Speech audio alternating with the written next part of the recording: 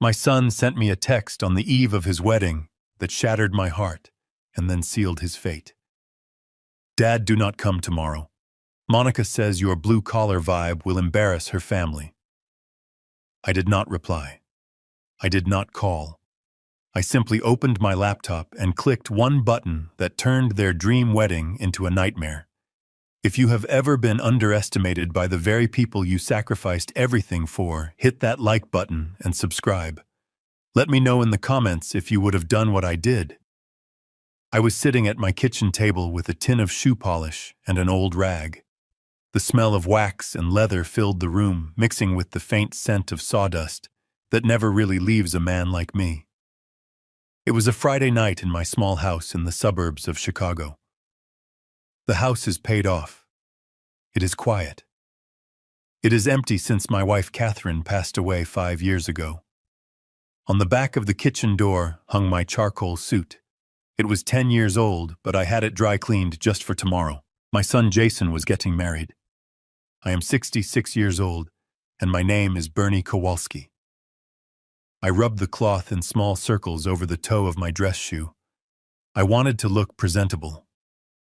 I am a retired contractor.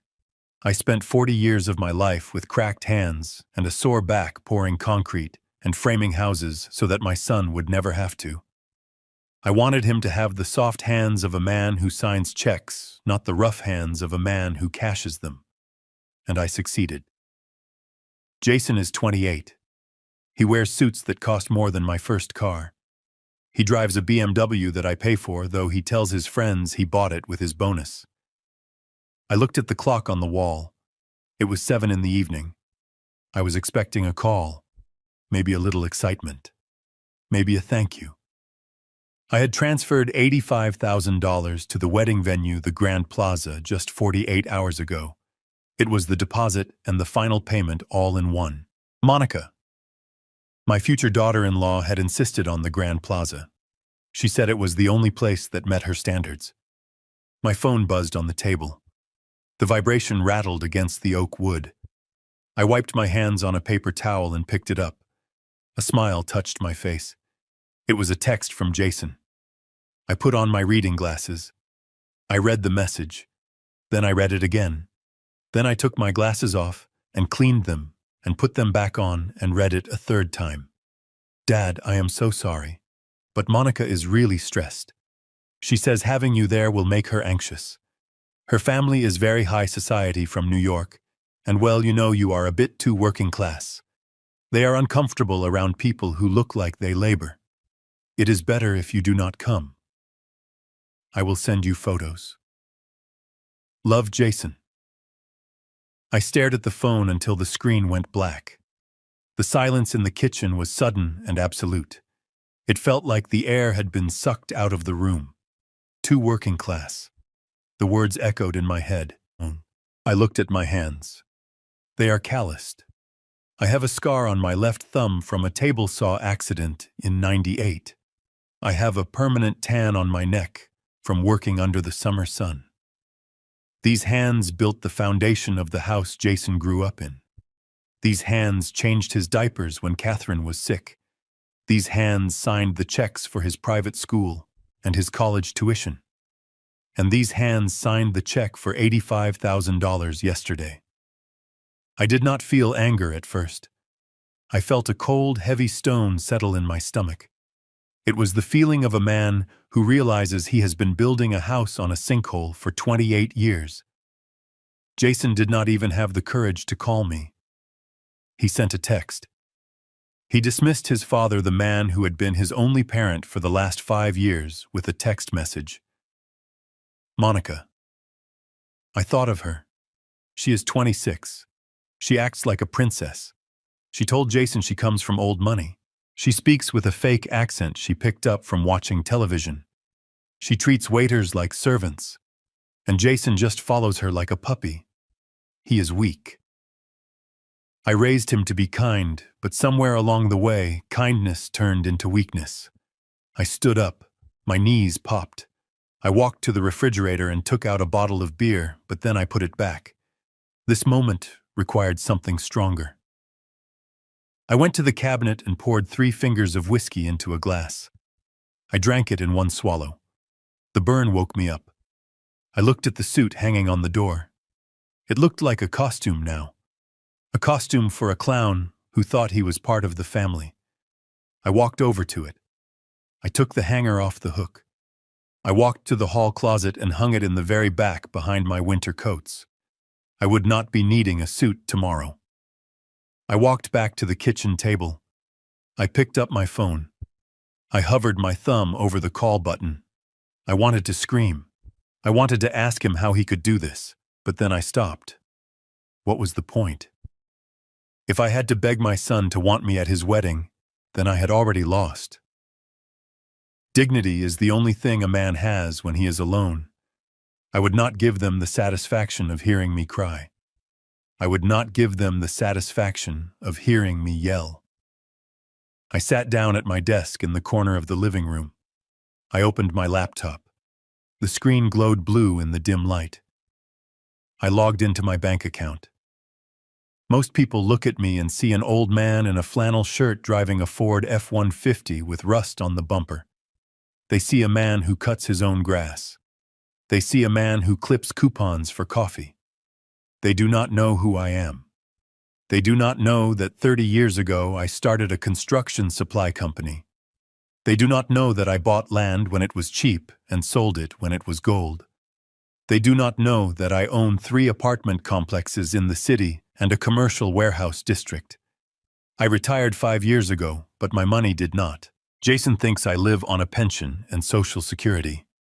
He thinks the credit card I gave him has a $5,000 limit and that I struggle to pay it. He thinks the $85,000 for the wedding was my entire life savings. He thinks he is draining me dry and that I am too stupid to notice because I love him. He is wrong. I clicked on the transaction history. I wanted to see exactly what my working-class money had bought them this week. The list was long. It was disgusting. $4,000 at Serenity Spa. That was 2 days ago. Monica and her mother must have gotten the platinum package. I have not spent $4,000 on myself in the last 4 years. $12,000 to Delta Airlines. First-class tickets from New York. For Monica's parents. Jason told me they were wealthy. If they are so wealthy, why am I paying for their flights? Why am I paying for them to come and look down on me? $3,000 at the Velvet Room.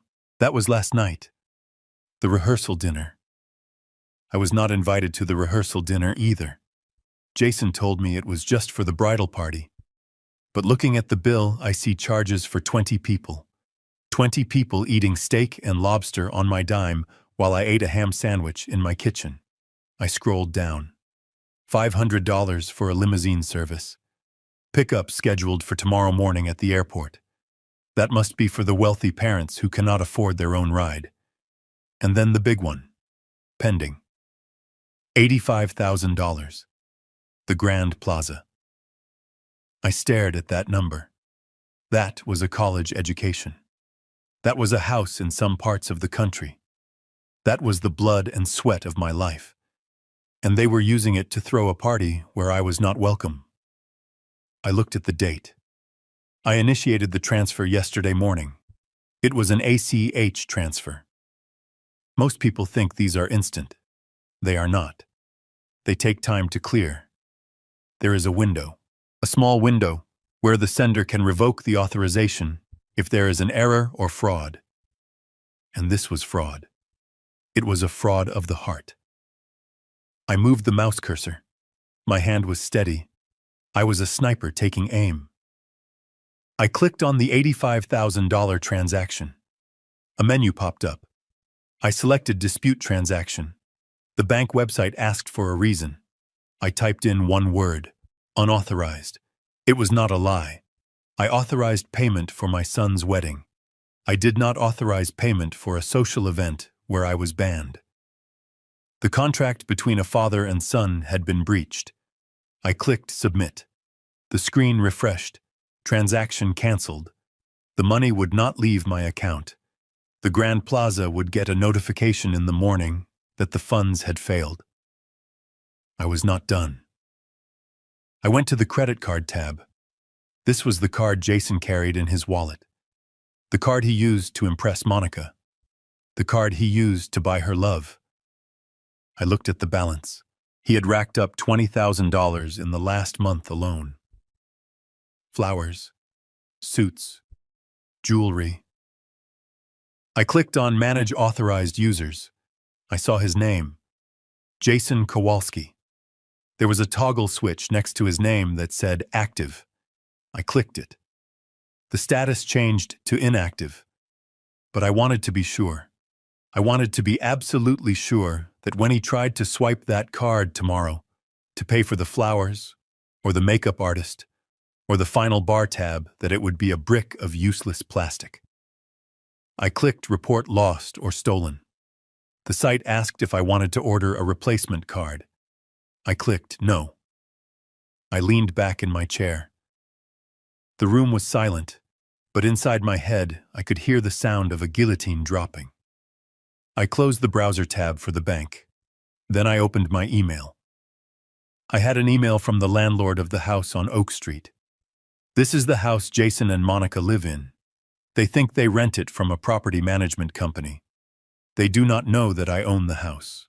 I bought it through an LLC 3 years ago, so they would have a nice place to live. I have been subsidizing their rent. They pay $1,000 a month. The market rate is $3,000. I pay the difference from one pocket to the other to keep the books balanced. I wrote an email to the property manager. His name is Sullivan. He is also my lawyer and my old friend. Subject: Eviction Notice. Sullivan. Prepare a 30-day notice for the tenants on Oak Street. Also, I am raising the rent to market value effective immediately for any lease renewal. No exceptions. Send it tomorrow morning. Bernie. I clicked send. It was done. In the span of 10 minutes, I had dismantled the financial fantasy my son lived in. I closed the laptop. I felt a strange sensation. I thought I would feel guilty. A father should protect his child, but a father should also teach his child. And I had failed to teach Jason gratitude. I had failed to teach him respect. So now life would have to teach him, and life is a cruel teacher. I walked back to the kitchen. I washed my whiskey glass and put it in the drying rack. I put the shoe polish away under the sink. My phone started to buzz again. I walked over to it. It was Jason calling. He must have been at a bar or a club, maybe celebrating his last night of freedom. Or maybe his card had just been declined for a round of drinks. The screen lit up with his face. A picture of us from a fishing trip 5 years ago. He was smiling. I was smiling. We looked like a team. I watched the phone vibrate against the table. Buzz, buzz, buzz. It stopped. Then a text came in. Dad, call me back. My card is not working. I stared at the text. He did not ask if I was okay. He did not apologize for the earlier text banning me from the wedding. He only contacted me because his access to my money was cut off. That was all I needed to see. I held the power button on the side of the phone. I held it down until the screen went black and the little spinning wheel disappeared. I turned off the kitchen light. I walked down the hallway to my bedroom. I passed the photos on the wall. Photos of Catherine. Photos of Jason graduating. Photos of the life I thought I had. I lay down on my bed. The sheets were cool. I pulled the blanket up to my chin. Tomorrow was going to be a very bad day for Jason Kowalski. Tomorrow, he was going to wake up and put on a tuxedo that he probably hadn't fully paid for yet. He was going to go to a venue that was expecting an $85,000 check that was never coming.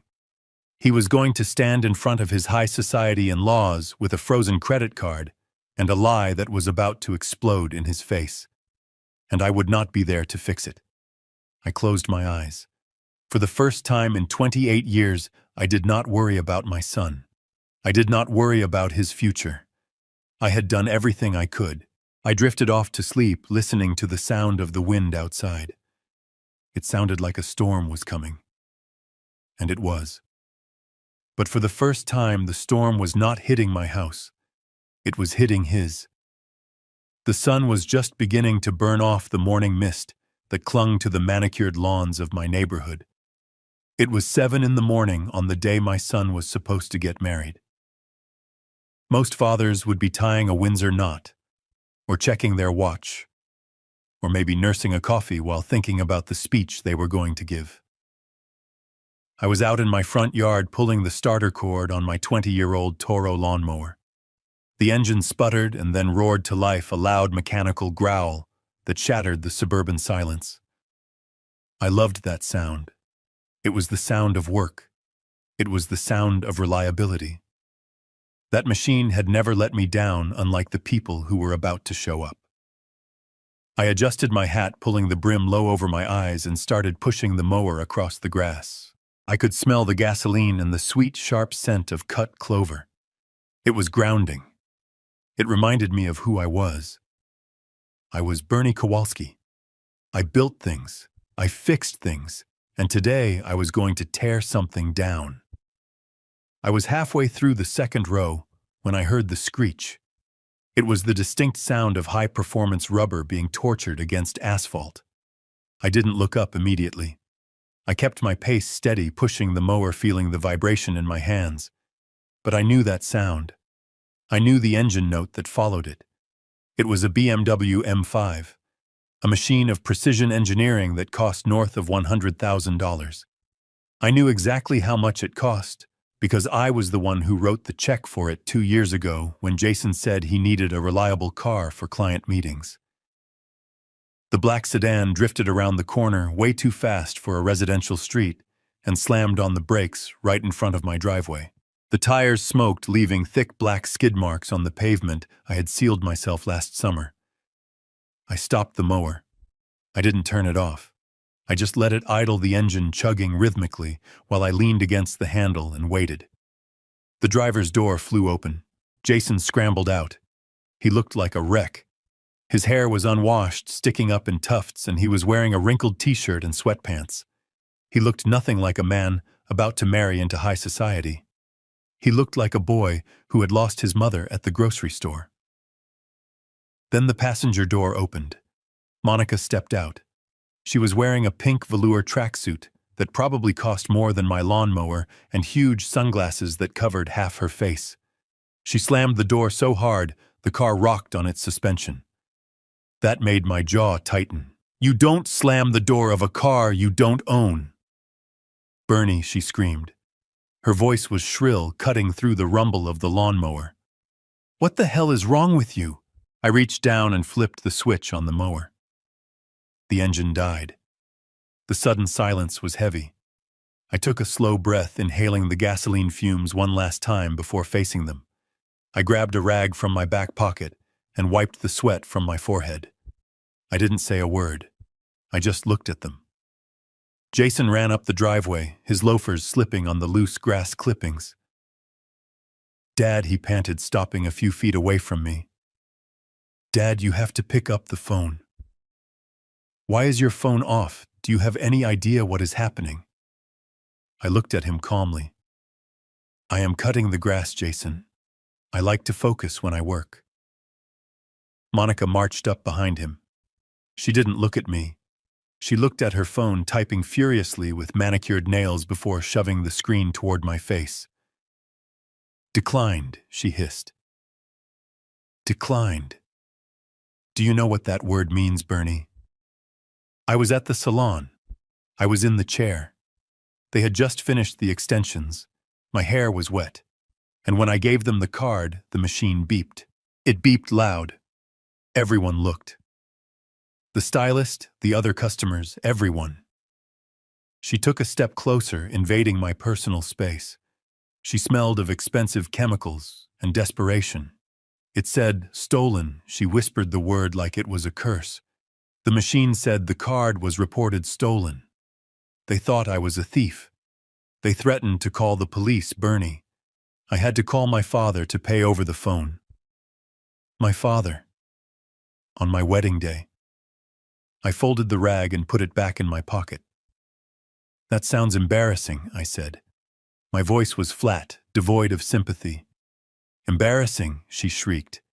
It was humiliating. You need to call the bank right now. Tell them it was a mistake. Tell them you are an idiot who pressed the wrong button. Fix this. Jason stepped between us, putting his hands up in a placating gesture. Dad, please. We don't have time for this. The florist is waiting for the final payment. The limousine company needs the deposit for the pickup. We have so many vendors to pay this morning. Just unlock the card. We can talk about whatever is bothering you later after the wedding. Whatever is bothering me. The phrase hung in the air. He thought this was a mood. He thought this was a senior moment. He didn't even realize the ground had shifted beneath his feet. I looked at my son. I looked at the panic in his eyes. It wasn't the panic of a man worried about his father. It was the panic of an addict cut off from his supply. I am not calling the bank, I said. Jason blinked. What? I said I am not calling the bank. The card wasn't declined by mistake, Jason. I reported it stolen. Monica let out a sound that was half laugh, half growl. You what? Why would you do that? Because I realized something last night, I said, crossing my arms over my chest. I realized that only a thief would take $85,000 from a man and then tell him he isn't good enough to eat at the same table. Jason's face went pale. He finally understood. This wasn't a glitch. This was a response. Dad, come on, he stammered, his voice dropping to a whisper. You got the text. Look, I am sorry, okay? It is complicated. Monica's family is different. They have expectations. We just wanted the day to be perfect. We didn't want you to feel out of place. Out of place, I repeated. You are standing in the driveway of the house I built. You are driving the car I bought. You are wearing clothes I paid for. And you think I am the one who is out of place. Monica scoffed, rolling her eyes behind her dark glasses. Oh, here we go. The martyr act. Listen, Bernie, we don't have time for your little blue-collar pity party. We have guests arriving from the Hamptons. We have a schedule. You are ruining everything because your fragile ego got bruised. Just give us the money and go back to your gardening. You are right. You don't fit in with my family. Look at you. You are covered in grass. You look like the help. The help. I looked down at my boots. They were old work boots stained with oil and mud. I looked at my flannel shirt. It was faded at the elbows. Then I looked past them at the BMW sitting in the street. That car was my pride and joy when I bought it. I had worked an extra 6 months of consulting jobs just to pay cash for it, so Jason wouldn't have a car payment hanging over his head. I put the title in my name for insurance purposes, but I let him drive it as if it were his own. I let him pretend he was the big shot. You know, Monica, I said, my voice dropping an octave. You are right. I am just the help. I am the help that pays for your apartment. I am the help that pays for your vacations. And I am the help that pays for that car you just slammed the door of. I walked past them down the driveway toward the street. Where are you going? Jason asked, his voice rising in pitch. Dad, where are you going? I walked up to the BMW. I ran my hand along the hood. The metal was hot from the engine. I looked at the tires. Michelin pilots. $500 a corner. I paid for those too. I reached into my pocket and pulled out my key ring. I had a spare key for every vehicle I owned. I pressed the unlock button. The lights flashed. I opened the driver's door.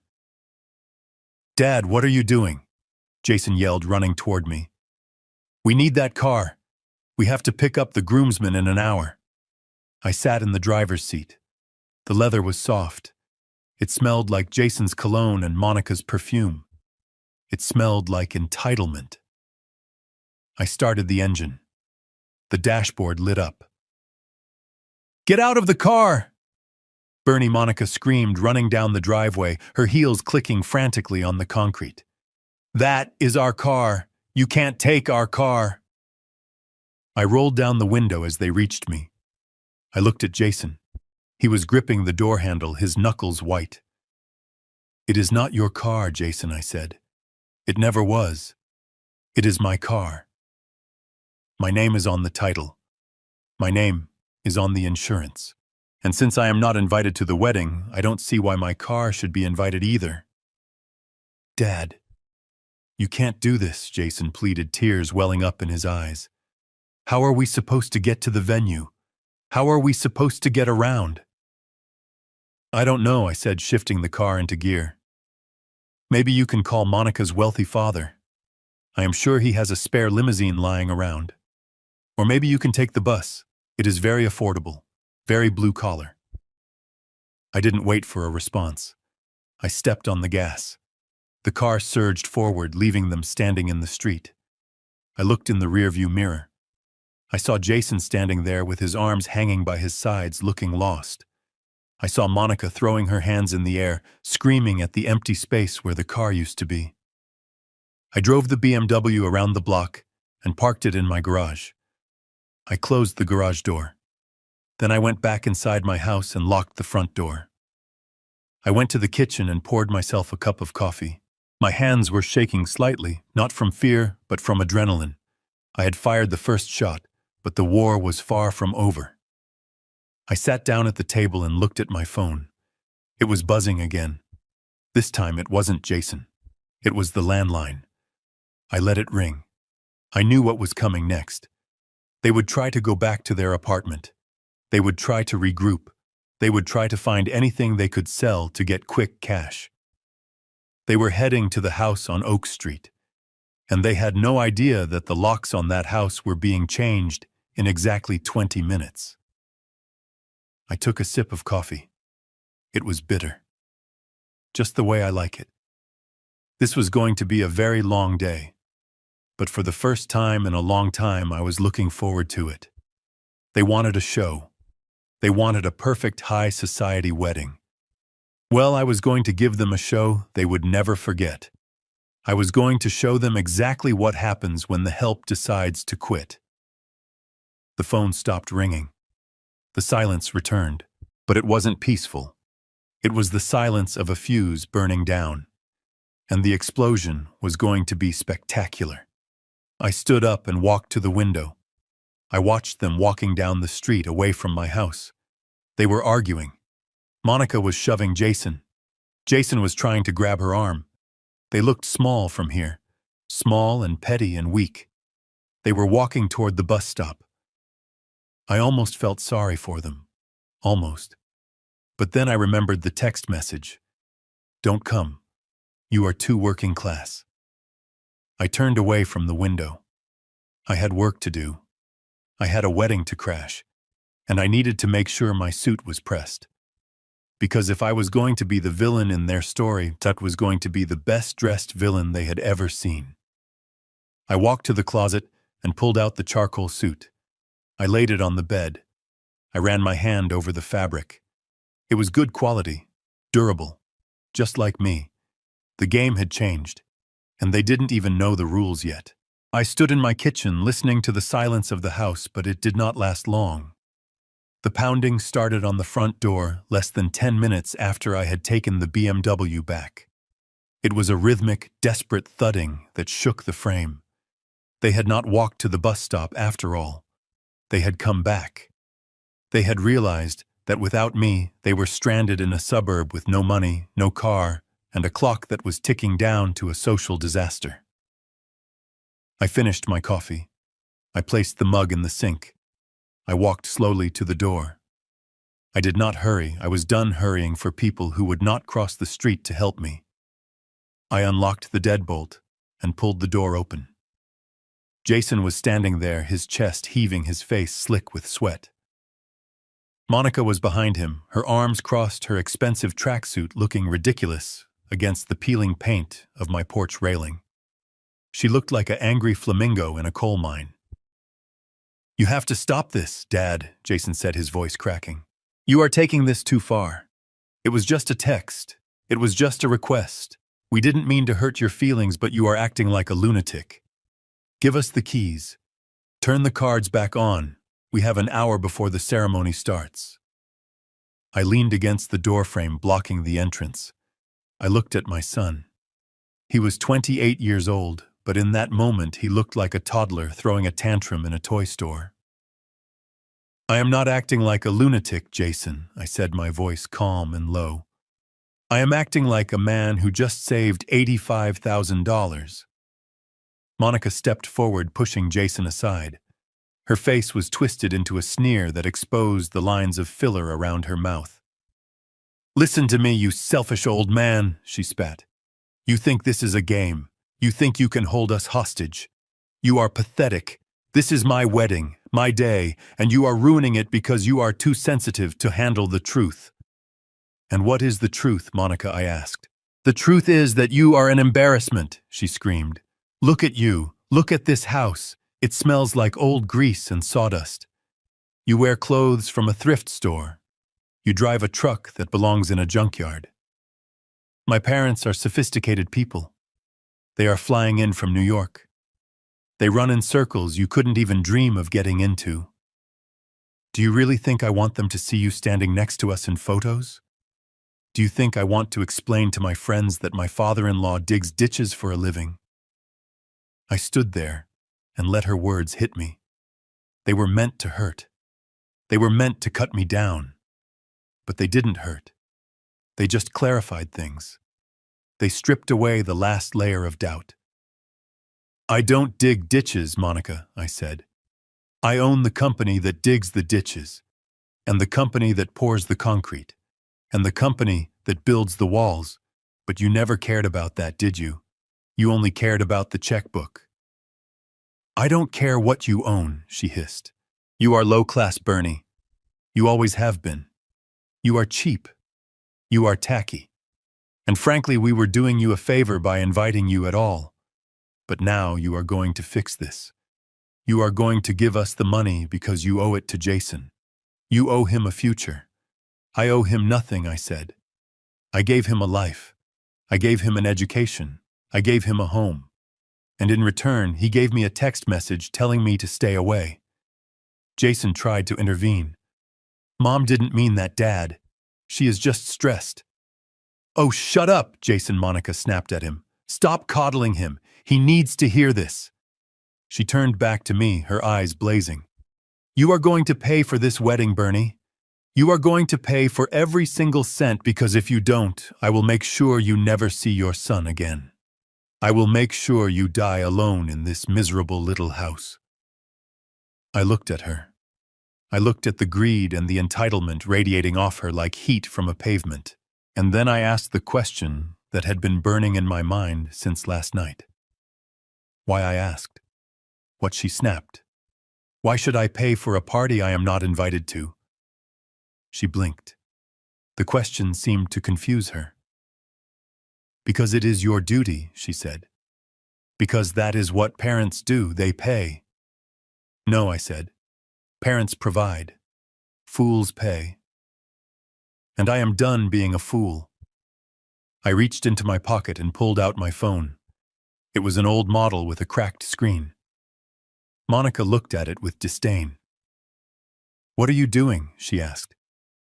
"I am making a call," I said. I unlocked the phone. I scrolled through my contacts. I didn't have many, but the ones I had were useful. I found the number for Prestige Limousines. I knew the owner. His name was Tony. We had played poker together for 20 years. I put the phone on speaker and held it up. Monica's eyes widened. She recognized the name. The phone rang once, twice. Bernie Tony's voice boomed through the tiny speaker. "Good to hear from you. Everything good for the pickup?" "Hello, Tony," I said, keeping my eyes locked on Monica's face.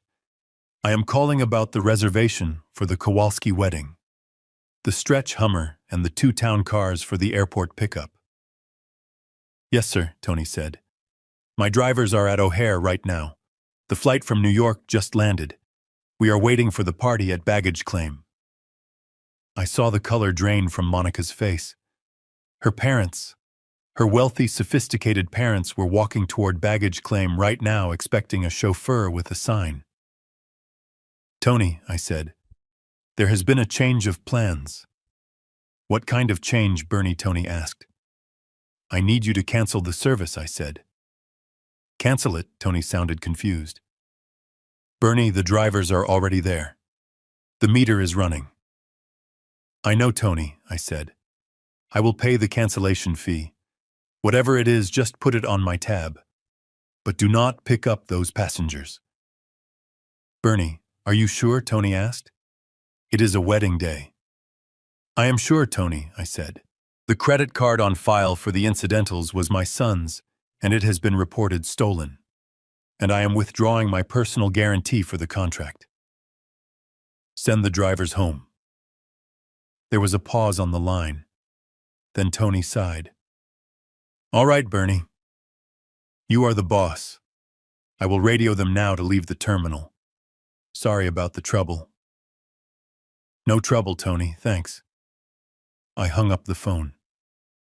The silence that followed was different. It wasn't the silence of a fuse burning. It was the silence of a bomb that had just gone off. Monica let out a sound that was not human. It was a guttural screech of pure panic. You didn't, she whispered, her hands flying to her mouth. You didn't just strand my parents at O'Hare. I put the phone back in my pocket. I did, I said. They are wealthy people, Monica. I am sure they can figure out how to use Uber. Or maybe they can take the Blue Line train. It goes straight to downtown. It is very efficient, very working class. My parents do not take public transportation, she screamed, lunging at me. Jason caught her around the waist, holding her back. She clawed at the air, reaching for my face. You monster. You ruined everything. They are going to be standing on the curb like hobos. They will hate me. They will hate you. They don't even know me, I said. And judging by how you talk about me, they probably already hate me. So I have lost nothing. Jason looked at me with eyes full of betrayal. Dad, how could you? They are guests. This is humiliating. Humiliating, I repeated. Humiliating is sitting in your kitchen polishing your shoes for a wedding you were told not to attend. Humiliating is realizing your son is ashamed of the hands that fed him. This isn't humiliation, Jason. This is education. Education, he shouted.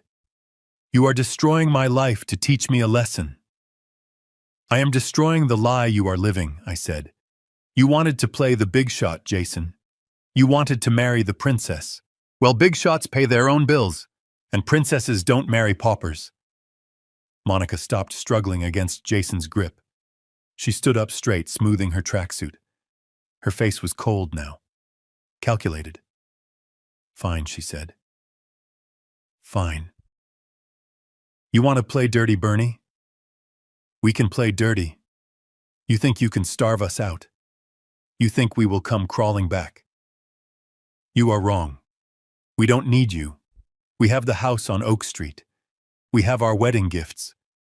We will figure this out. And when we do, you will never see us again. You will never see your grandchildren. You will die alone in this rotting house and no one will care. I smiled. It was a sad smile, but it was genuine. The house on Oak Street, I said. Yes, the house, she snapped. Our house. I looked at my watch. It was 8:15. You might want to head over there, I said. Why, she asked suspiciously. Because at 8 o'clock this morning, a locksmith met the property manager there, I said. They are changing the locks, and since the lease was technically month to month and under my name, I terminated it. Jason dropped his hands from her waist. He looked like he had been shot. You evicted us, he whispered. I didn't evict you, I said. I just stopped providing housing for people who are not family. You said it yourself, Monica. I am just a bank account, and the bank is closed. Monica stared at me. Her mouth opened and closed, but no sound came out. The magnitude of what was happening was finally crashing down on her.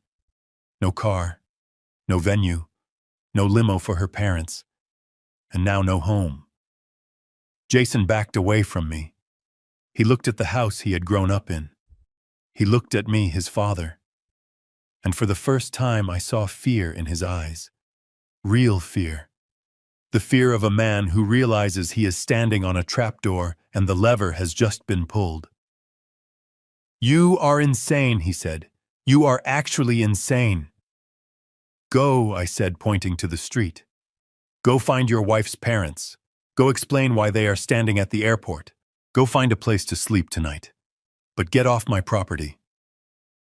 I stepped back inside and closed the door. I locked the deadbolt. I leaned my forehead against the cool wood. My heart was pounding in my chest. It hurt. God, it hurt. To do that to my own boy. To see the hate in his eyes. But then I looked down at my hands. The hands that had built everything. They were trembling. Not from weakness. From rage. From the release of years of being small so he could feel big. I walked to the window and watched them. They were running down the driveway now. Jason was on his phone, probably trying to call an Uber that he couldn't pay for. Monica was screaming at him, hitting his arm. They looked like rats on a sinking ship, turning on each other as the water rose. I watched them until they turned the corner and disappeared. I was alone in my house. It was quiet. But it was a clean quiet. The air felt lighter. I went back to the kitchen. I picked up the shoe polish again. I still had one shoe left to shine. I wasn't going to the wedding. But that didn't mean I couldn't have nice shoes. A man has to be ready. Because I knew this wasn't over. They would go to the Oak Street house. They would find the locks changed. And then they would realize that the paintings on the walls, the paintings my wife Catherine had painted, were gone. And that is when the real war would start. I dipped the rag in the wax.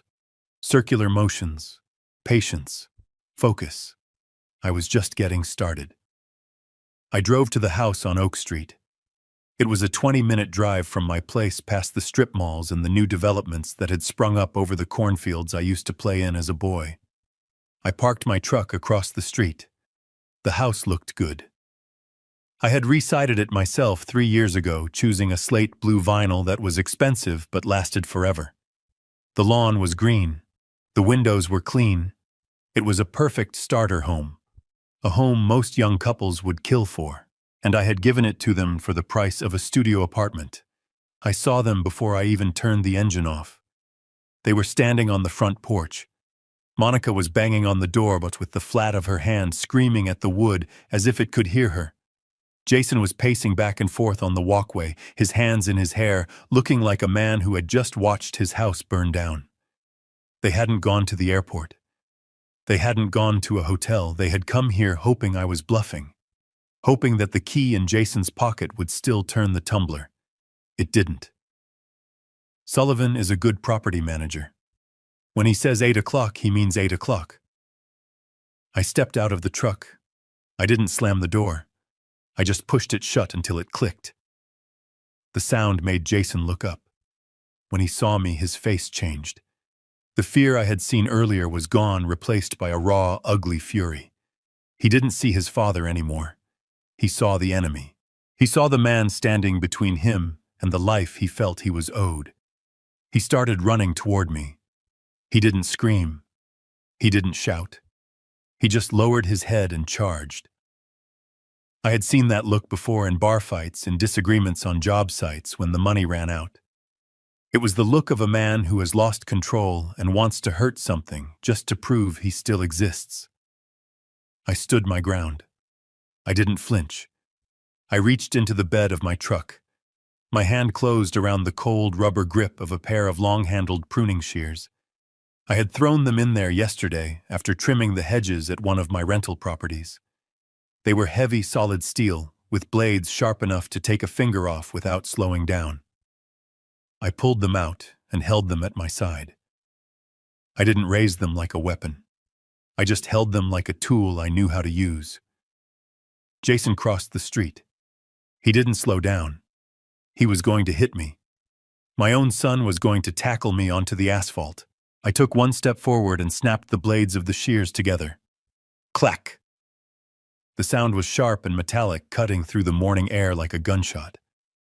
Jason skidded to a halt 6 feet away from me. He stared at the shears. Then he looked up at my face. I wasn't smiling. I wasn't angry. I was cold.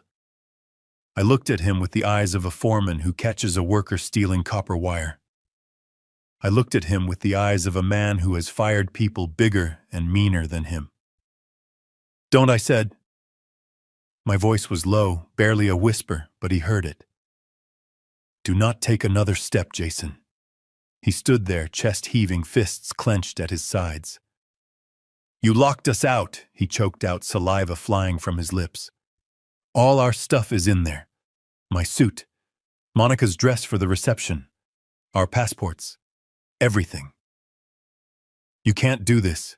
It is illegal." "It is not illegal," I said calmly. "It is a lockout for non-payment of market value rent and lease violation." Sullivan posted the notice on the door. "Didn't you read it?" "I don't care about the notice," he screamed, stepping forward again. "Open the door, Dad. Open the damn door, or I swear to God I will."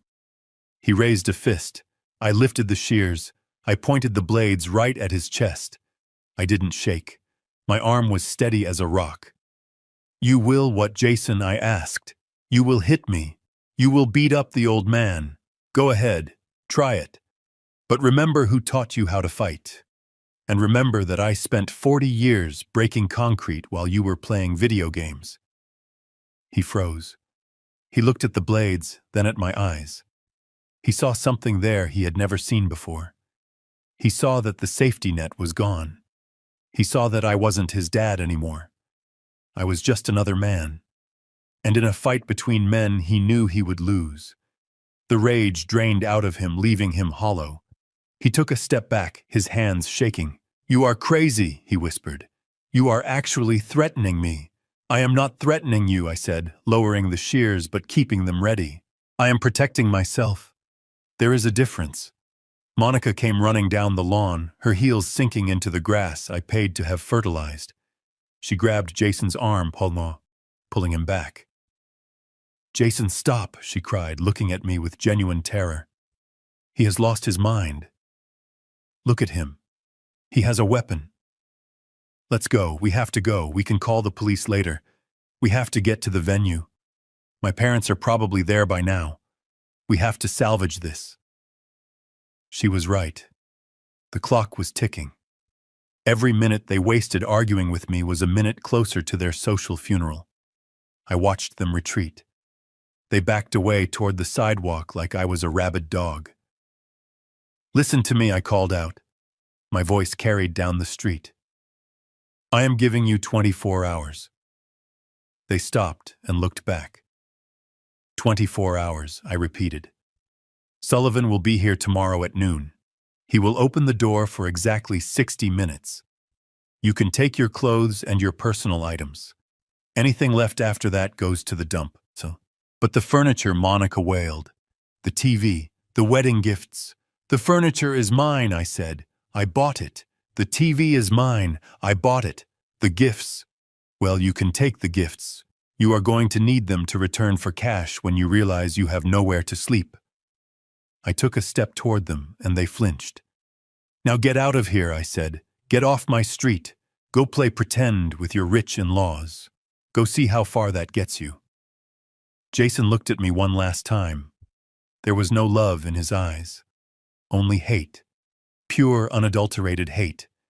And that was fine. I could live with hate. I couldn't live with disrespect. "Come on, Monica," he said, grabbing her hand. "Let's go. We will fix this. We don't need him." They turned and ran down the street toward the main road, probably hoping to flag down a taxi or find a spot with cell service to call a ride they couldn't afford.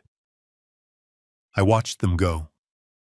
I stood there in the street, holding the pruning shears, feeling the weight of the steel in my hand. A neighbor, Mrs. Higgins, peered out from behind her curtains across the street. I nodded at her. She let the curtain fall back. I walked up the driveway to the house. I walked up to the front door. I looked at the notice Sullivan had taped there. Notice of lease termination. It looked official. It looked final. I reached into my pocket and pulled out the master key. I didn't need to wait for Sullivan. I owned the place. I unlocked the door and stepped inside. The air in the house was stale. It smelled of expensive candles and neglect. There were clothes thrown everywhere, pizza boxes on the coffee table. It looked like a frat house, not a home for a married couple. I walked through the living room. I didn't look at the mess. I looked at the walls. There were empty spaces, rectangular patches of paint that were slightly brighter than the rest of the wall. I stopped. My heart skipped a beat. I walked to the hallway. More empty spaces. I walked to the bedroom. Above the bed where I had hung it myself 3 years ago, there should have been a painting, a landscape of the lake cabin we used to rent. Catherine had painted it the summer before she got sick. It wasn't a masterpiece to the world, but it was a masterpiece to me. It was her soul on canvas. It was gone. I looked around the room frantically. The other painting, the one of the flowers, gone. The sketch of Jason as a boy, gone. I ran to the jewelry box on the dresser. It was open. Empty. Catherine's pearl necklace. The one I gave her for our 30th anniversary. Gone. My blood ran cold. Then it boiled. They hadn't just been living off me. They had been selling me piece by piece. I looked down at the floor. Half hidden under the bed was a piece of paper. I picked it up. It was a receipt. Yellow carbon paper. Downtown pawn and gold. Items 3 oil paintings. Amateur 1 pearl necklace, 1 gold watch. Total cash payout $1,200. I stared at the number. $1,200. They had sold my wife's legacy. They had sold the only things I had left of her for $1,200, probably to upgrade the flowers or get a better DJ. The sadness evaporated. The hesitation evaporated. This wasn't about a wedding anymore. This wasn't about disrespect. This was a crime. I took my phone out. I dialed Sullivan. "Bernie," he answered. I changed the locks. "They are out." "I know, Sullivan," I said. My voice was shaking, but not from fear. "I am in the house. Sullivan, I need you to do something for me, and I need you to do it fast."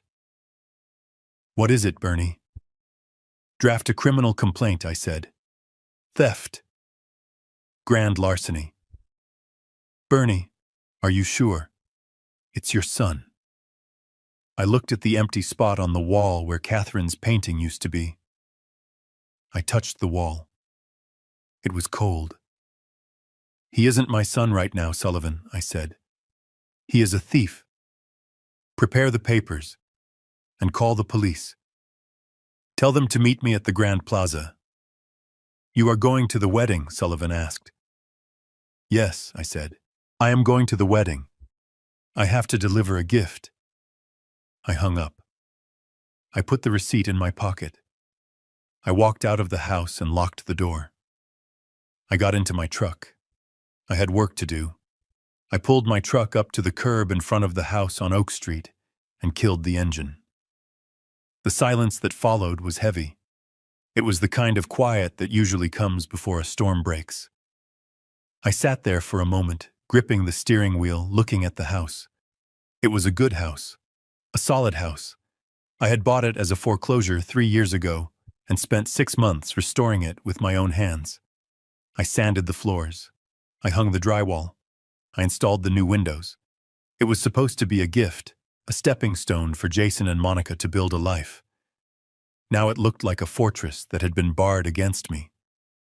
I stepped out of the truck and walked up the driveway. The concrete was stained with oil leaks that Jason had never bothered to clean up. I reached into my pocket and pulled out my key ring. I selected the brass key that opened the front door, the master key that I had kept for emergencies. I slid it into the lock. It went in halfway and stopped. I jiggled it. I tried to force it. It hit a wall of metal. They had changed the locks. I stood there on the porch staring at the deadbolt. A low chuckle escaped my throat, but there was no humor in it. It was a sound of pure disbelief. They lived in my house rent-free. They drove my cars. They spent my money. And their response to a disagreement was to change the locks on a property they did not own. It was a level of audacity that I almost had to admire. They truly believed that possession was 9/10 of the law. They truly believed that if they kept me out, they could keep their fantasy alive. I took out my phone. I didn't call Jason. I didn't call Monica. There was no point in screaming through a locked door. Instead, I scrolled down to a number I had not used in a while. Mike the locksmith answered on the second ring. "Bernie," he said, "what can I do for you?" "I need you at Oak Street," Mike, I said. "Bring the drill. And bring a new set of deadbolts, the heavy-duty ones." I waited on the porch. I didn't pace. I didn't look through the windows. I just stood there like a sentry. Neighbors drove by, slowing down as they saw me standing guard in my work clothes. I didn't wave. I wasn't in the mood for neighborly pleasantries. I was in the mood for access. Mike arrived in 15 minutes. He was a big man who had been cracking safes and picking locks in this town for 30 years. He took one look at me and then one look at the door, and he didn't ask a single question. He knew who owned the deed. He knew who paid the bills. "Lost your keys, Bernie?" he asked, pulling a heavy drill from his van. "Something like that," I said. "The tenants decided to make some unauthorized modifications. I need to inspect the property." Mike nodded. He stepped up to the door. The sound of the drill biting into the metal was loud and violent. It shrieked as it bored through the pins of the lock Jason had probably paid a fortune to have installed just hours ago. Metal shavings curled onto the welcome mat. It took less than 2 minutes. With a final crunch, the lock gave way. Mike used a screwdriver to turn the mechanism, and the door swung open. "Thanks, Mike," I said, handing him a wad of cash. "Install the new ones and give me the only set of keys." I stepped across the threshold. The smell hit me first. It was a thick, cloying mixture of stale champagne, expensive perfume, and old garbage. It smelled like a party that had gone on for too long and ended badly. The blinds were drawn, casting the living room in a dim, dusty twilight. I reached out and flipped the light switch. The devastation was absolute. It wasn't that the house had been destroyed in a fit of rage. It was that it had been treated with a casual, ongoing disrespect that was somehow worse. There were clothes everywhere. Designer jackets thrown over the backs of chairs, silk dresses pooled on the floor like puddles of oil. Shoeboxes were stacked in towers that leaned precariously against the walls. Takeout containers littered the coffee table, some of them buzzing with flies. I walked further into the room, my boots crunching on something hard. I looked down. It was a crystal flute shattered into pieces. I stepped over it. This was how they lived. This was the reality behind the Instagram photos and the high society pretension. They lived like squatters in a palace. They treated my property the same way they treated me, with total indifference to its value. I walked into the kitchen. The sink was overflowing with dishes. A bottle of Dom Perignon sat on the counter, uncorked and half full, going flat in the heat. I looked at the granite countertops I had installed. There were ring marks and stains.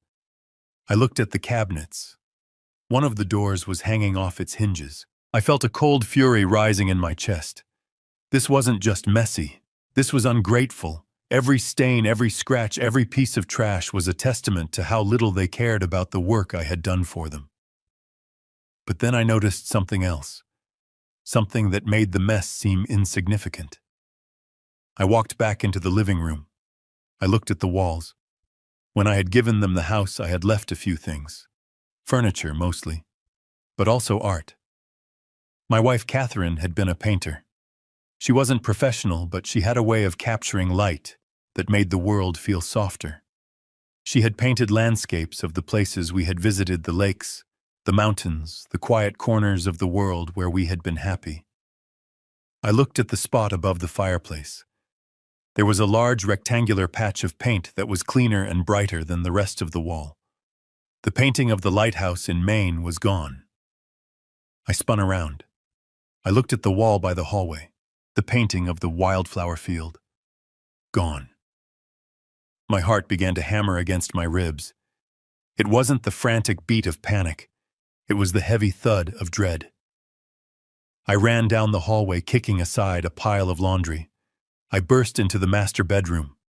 The bed was unmade, a tangle of expensive sheets. Suitcases were open on the floor, half-packed, as if they had been interrupted. But I didn't care about that. I looked at the wall above the dresser. Catherine's self-portrait.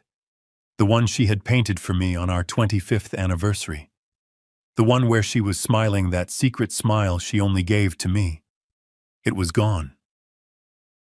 I stood there in the center of the room, spinning slowly in a circle. The walls were bare.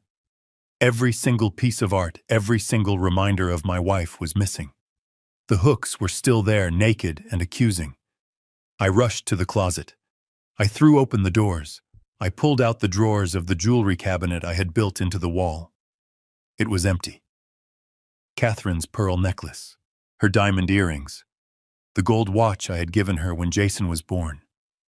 All of it gone. I felt like I couldn't breathe. The air in the room felt thin. They hadn't just lived off me. They hadn't just disrespected me. They had looted me. They had taken the only pieces of Catherine I had left, the pieces I had trusted them to safeguard, and they had removed them. Why? Why would they take the paintings? They weren't famous. They weren't worth millions on the open market. They were sentimental.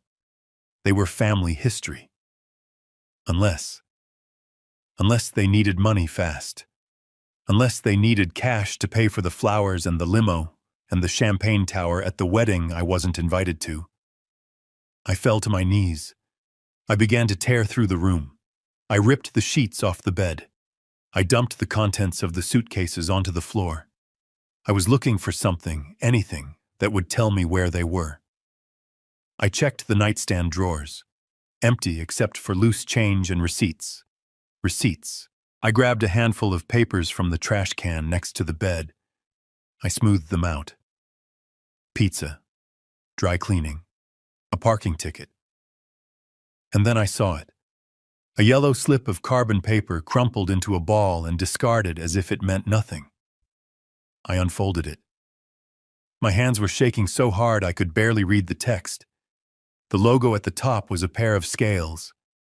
Downtown Pawn and Loan. I read the itemized list. Item 1, oil painting coastal landscape. Item 2, oil painting floral study. Item 3, oil painting portrait.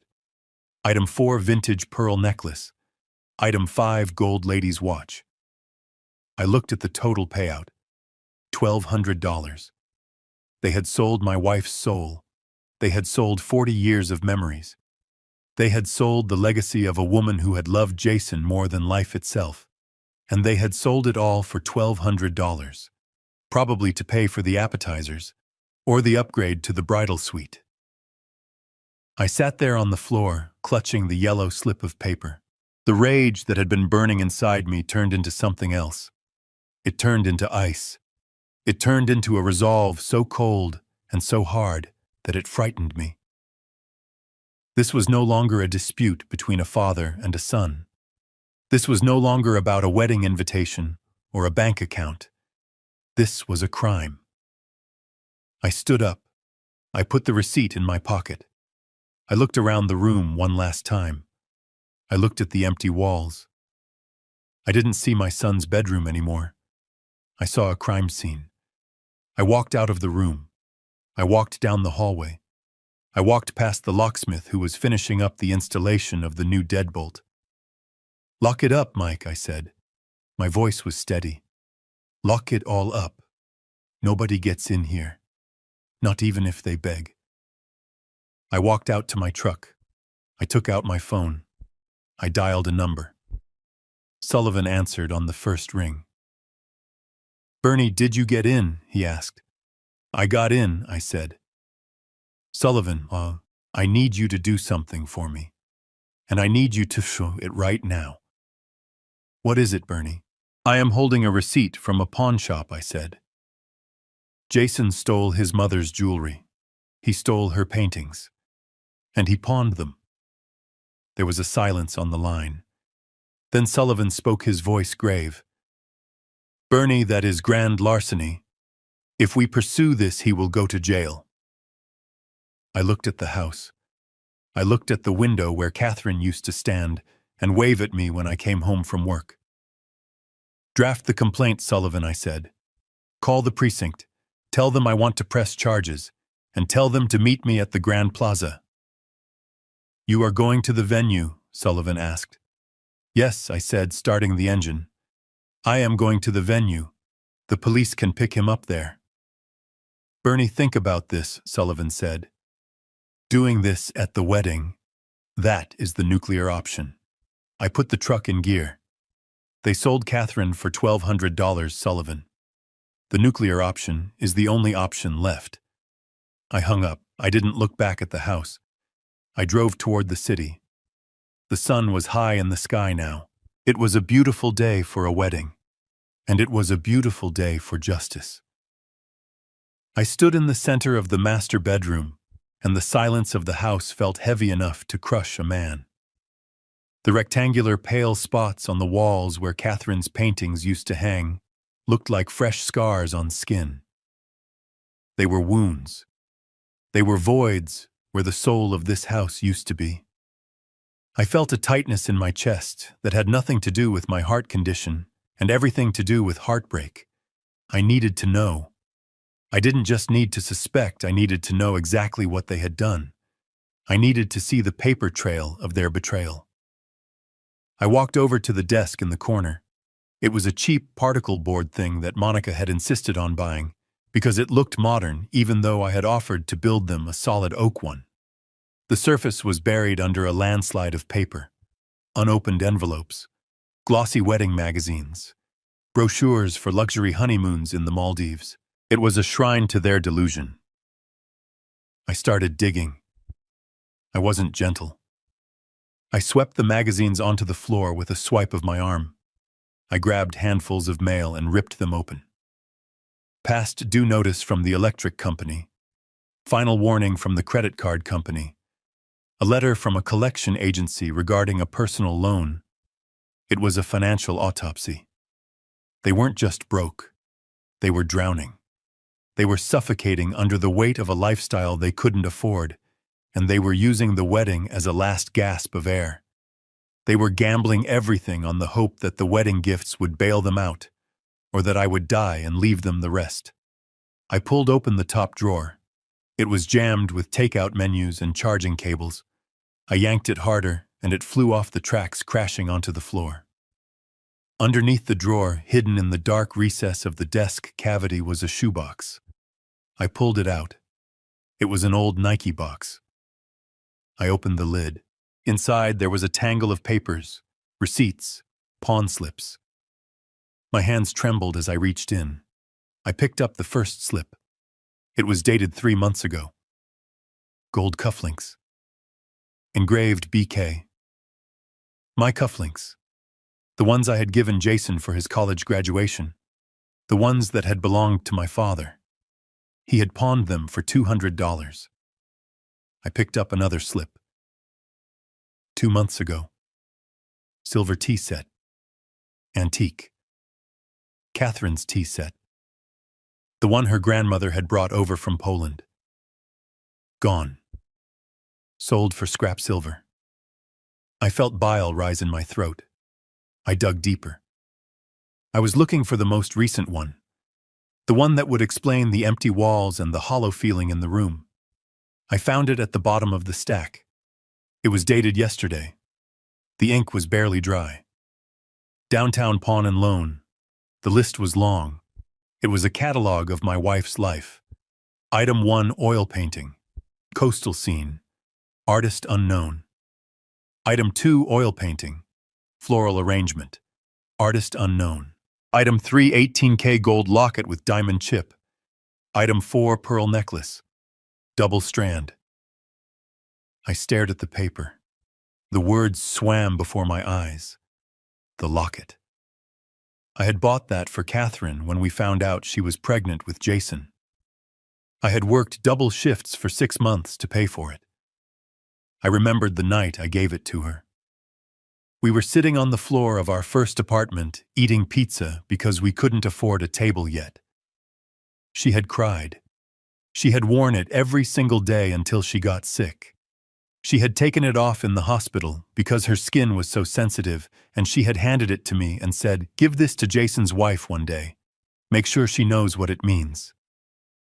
I had given it to Monica at the engagement dinner. I had told her the story. I had told her it was a symbol of enduring love, and she had sold it. She had taken the symbol of my wife's love for her son, and she had traded it for cash. I looked at the payout amount on the receipt. Total $1,200. That was it. That was the price of my memories. That was the market value of my wife's legacy. They hadn't sold these things because they were starving. They hadn't sold them to buy medicine or pay rent. I looked at the receipt again. It was stapled to another piece of paper. It was an invoice from a florist. Orchid arrangement upgrade for head table $1,200. I let out a sound that was half laugh, half sob.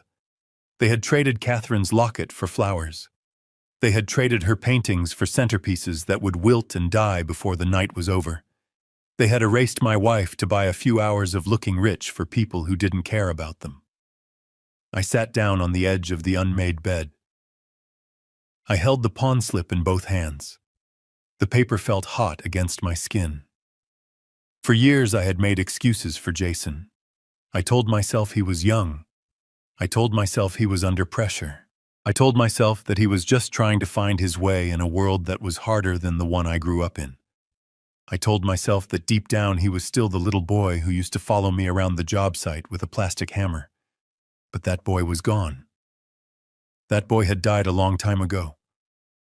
The man who lived in this house was a stranger who would steal from his own mother's ghost to impress strangers. I looked up at the empty spot on the wall where Catherine's self-portrait used to be. I could almost see her eyes looking down at me. She had been the soft one. She had always told me to be patient with him. "He is finding his way, Bernie," she would say. "Let him make his mistakes." But this wasn't a mistake. A mistake is forgetting to pay a bill. A mistake is saying the wrong thing in anger. This was a choice. A deliberate, calculated choice to value an image over a person. To value a party over a parent. This was a violation. I felt the last tether snap. The invisible cord that connects a father to his son. That thick rope of unconditional love and duty, it frayed, and then it broke. I wasn't a father anymore. Not in this room. Not with this receipt in my hand. I was a man who had been robbed. I folded the receipt carefully. I creased the edges until they were sharp.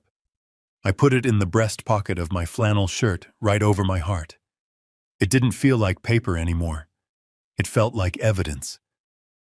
I stood up. My knees didn't pop this time. I felt strong. I felt cold. The sadness was gone. The grief was gone. All that was left was a clarity so sharp it cut. I walked over to the dresser and picked up a framed photo of Jason and Monica. They were smiling on a boat somewhere wearing sunglasses, holding drinks. They looked perfect. They looked happy. I took the photo out of the frame. I ripped it in half. Then I ripped the halves. I let the pieces flutter to the floor, joining the mess they had created. I walked out of the bedroom. I walked down the hall past the empty spaces on the walls. I didn't look at them again. I didn't need to. I had the receipt. I walked out the front door and locked the new deadbolt. The click of the lock was the sound of a prison door closing. I walked to my truck. The sun was fully up now, glaring off the hood. It was a beautiful day, a perfect day for a wedding. I climbed into the cab. I reached for my phone. My hand was steady. I scrolled to Sullivan's number. I wasn't calling him to complain. I wasn't calling him to vent. I was calling him to declare war. The time for teaching lessons was over. The time for punishment had begun. I pressed call. Sullivan answered on the first ring. "Bernie, did you get in? I looked at the house one last time. I got in, Sullivan, and I found exactly what I needed." "What did you find, Bernie?" "I found the price tag, Sullivan. I found out exactly how much I am worth to them, and I found out exactly how much Catherine was worth." There was a pause. "Bernie, you sound different." "I am different, Sullivan. The Bernie who paid the bills is gone. The Bernie who looked the other way is gone." "What are you going to do?" "I am going to go to that wedding, Sullivan, but I am not going as a guest, and I am not going as a father." "Then what are you going as?" I started the truck. The engine roared, a deep, angry sound that matched the vibration in my chest. "I am going as the repo man, Sullivan, and I am coming to collect." The phone felt heavy in my hand, like a brick of lead, as I steered the truck onto the main boulevard. The city skyline rose up ahead of me, a jagged line of steel and glass against the blue sky. Somewhere in one of those towers was the law office of Sullivan and Associates. And somewhere else in a ballroom dripping with crystals and silk was my son waiting for a check that had already evaporated into the digital ether. I pressed the call button. The line rang with a hollow electronic purr. Sullivan picked up on the second ring. He sounded breathless, like he had been pacing. "Bernie," he said, "please tell me you didn't do anything rash. Please tell me you just went in, looked around, and left." I merged into the center lane, my eyes fixed on the road. "I didn't do anything rash, Sullivan," I said, my voice steady and cold. "I did something necessary. I have the evidence. I have the receipt. It is in my pocket right now." There was a pause. The sound of papers shuffling on the other end. "What kind of receipt, Bernie?" "A pawn ticket," I said. "Downtown pawn and loan. They stripped the house, Sullivan. They took Catherine's paintings. They took her pearls. They took the watch I gave her when Jason was born. They cleared it out. It wasn't a robbery. It was a liquidation." I heard Sullivan inhale sharply. "Oh God, Bernie, I am so sorry." "Don't be sorry," I snapped. "Be a lawyer. I want you to open a file. Right now. I want you to draft a criminal complaint. Grand larceny. Theft of property over $5,000. I want the paperwork ready to be filed by Monday morning. But that is not all." "Bernie, slow down," Sullivan warned. "This is your son. Once you file criminal charges, there is no going back. The district attorney will pick it up. He could do time." I tightened my grip on the steering wheel until my knuckles turned white. "He sold his mother for $1,200, Sullivan. He made his choice. Now I am making mine. Write the complaint." I didn't wait for him to argue. I pushed forward. "And Sullivan, there is one more thing. You have the trust documents in front of you. I do, he said.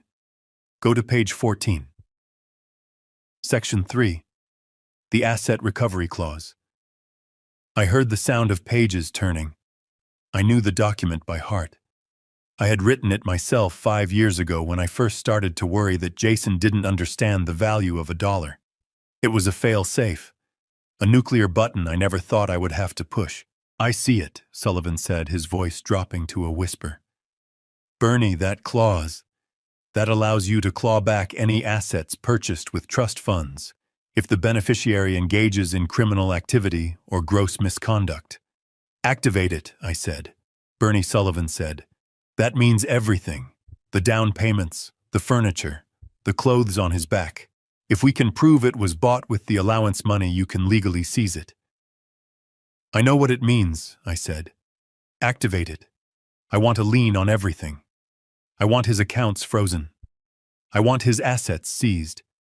I want him to wake up tomorrow morning and own nothing but the regret in his heart. I will get the team on it, Sullivan said. His voice was resigned now. He knew better than to argue with me when I used that tone. It was the tone I used when a subcontractor tried to cut corners on a foundation. It was the tone of a man who was about to tear the whole building down. I was about to hang up when my phone beeped. A call waiting tone, sharp and insistent. I pulled the phone away from my ear. The screen flashed. Jason. I looked at the name. It didn't make me smile. It didn't make me hopeful. It just made me tired. Hold on, Sullivan, I said. The defendant is calling. I clicked over. I didn't say hello. I just listened. Dad.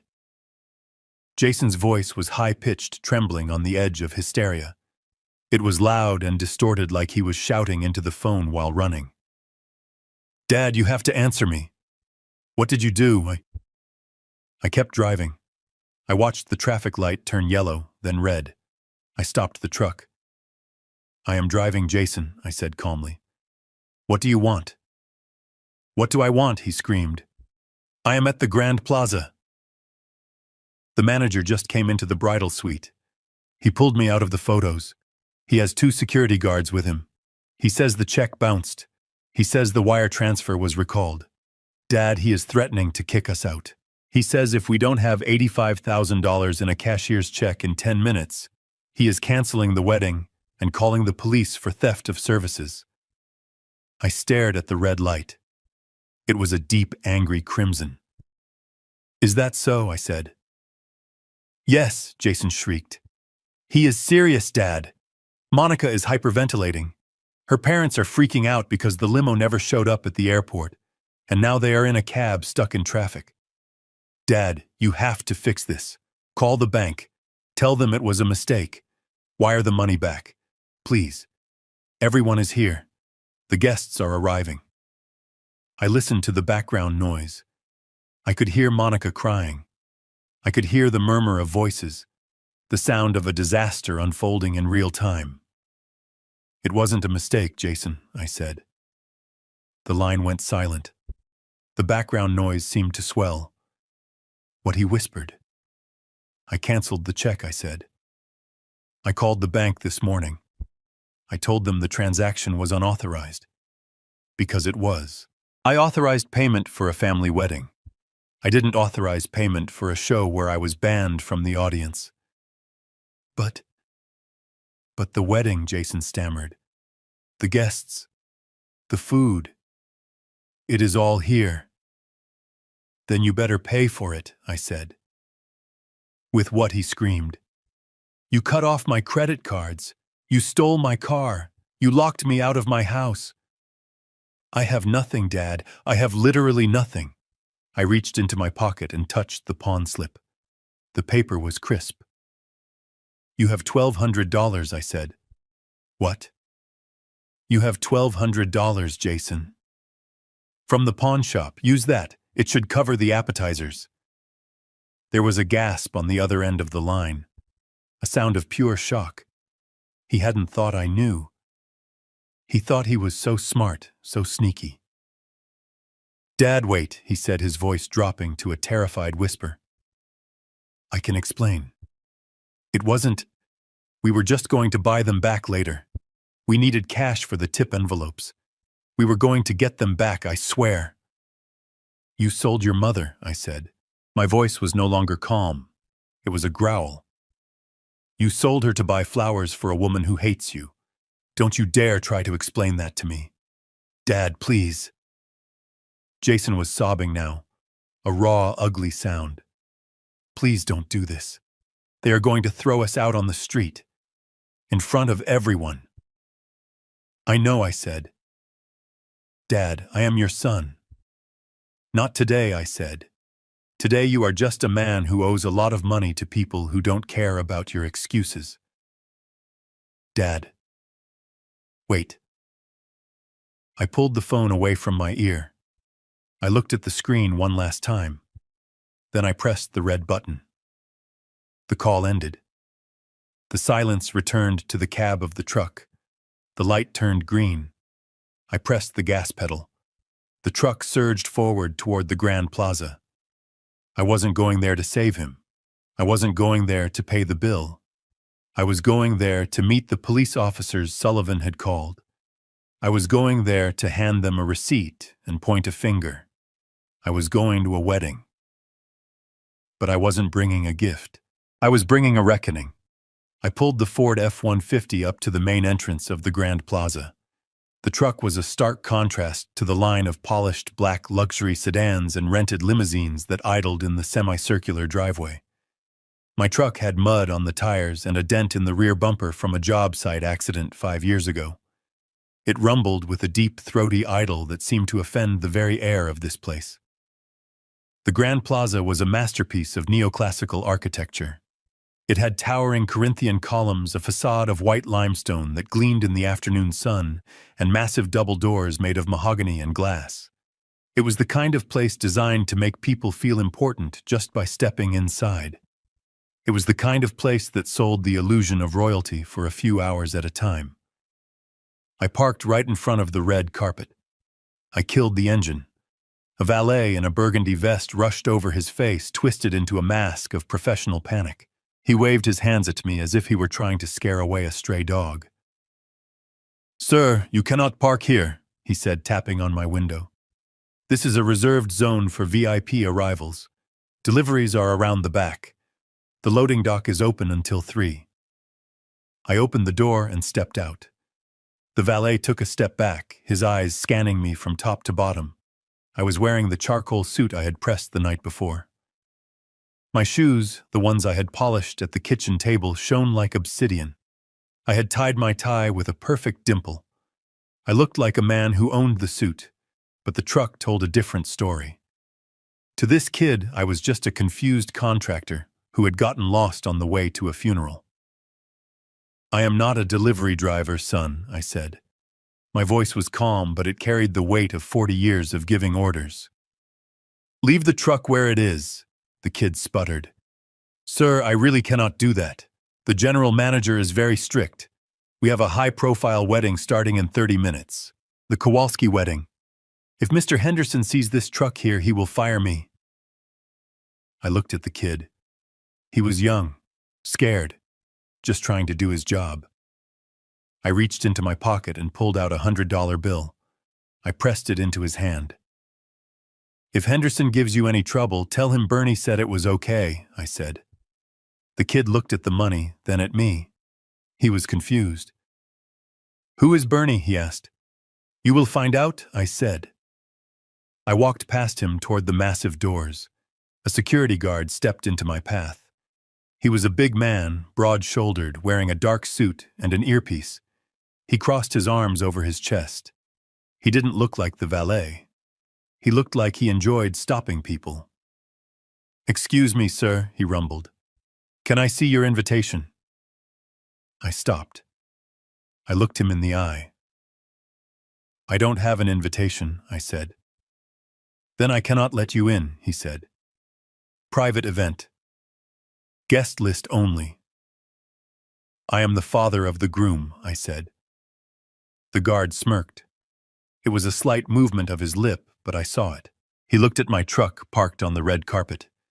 He looked at my rough hands. "Look, pal," he said, dropping the "sir." "I have been briefed.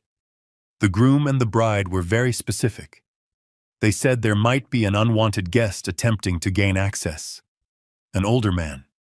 Disruptive. They said to keep him out at all costs." "Disruptive," I repeated. "Yeah, disruptive. So turn around and get back in your truck before I have to call the police for trespassing." I laughed. It was a dry, harsh sound. Trespassing. That was rich.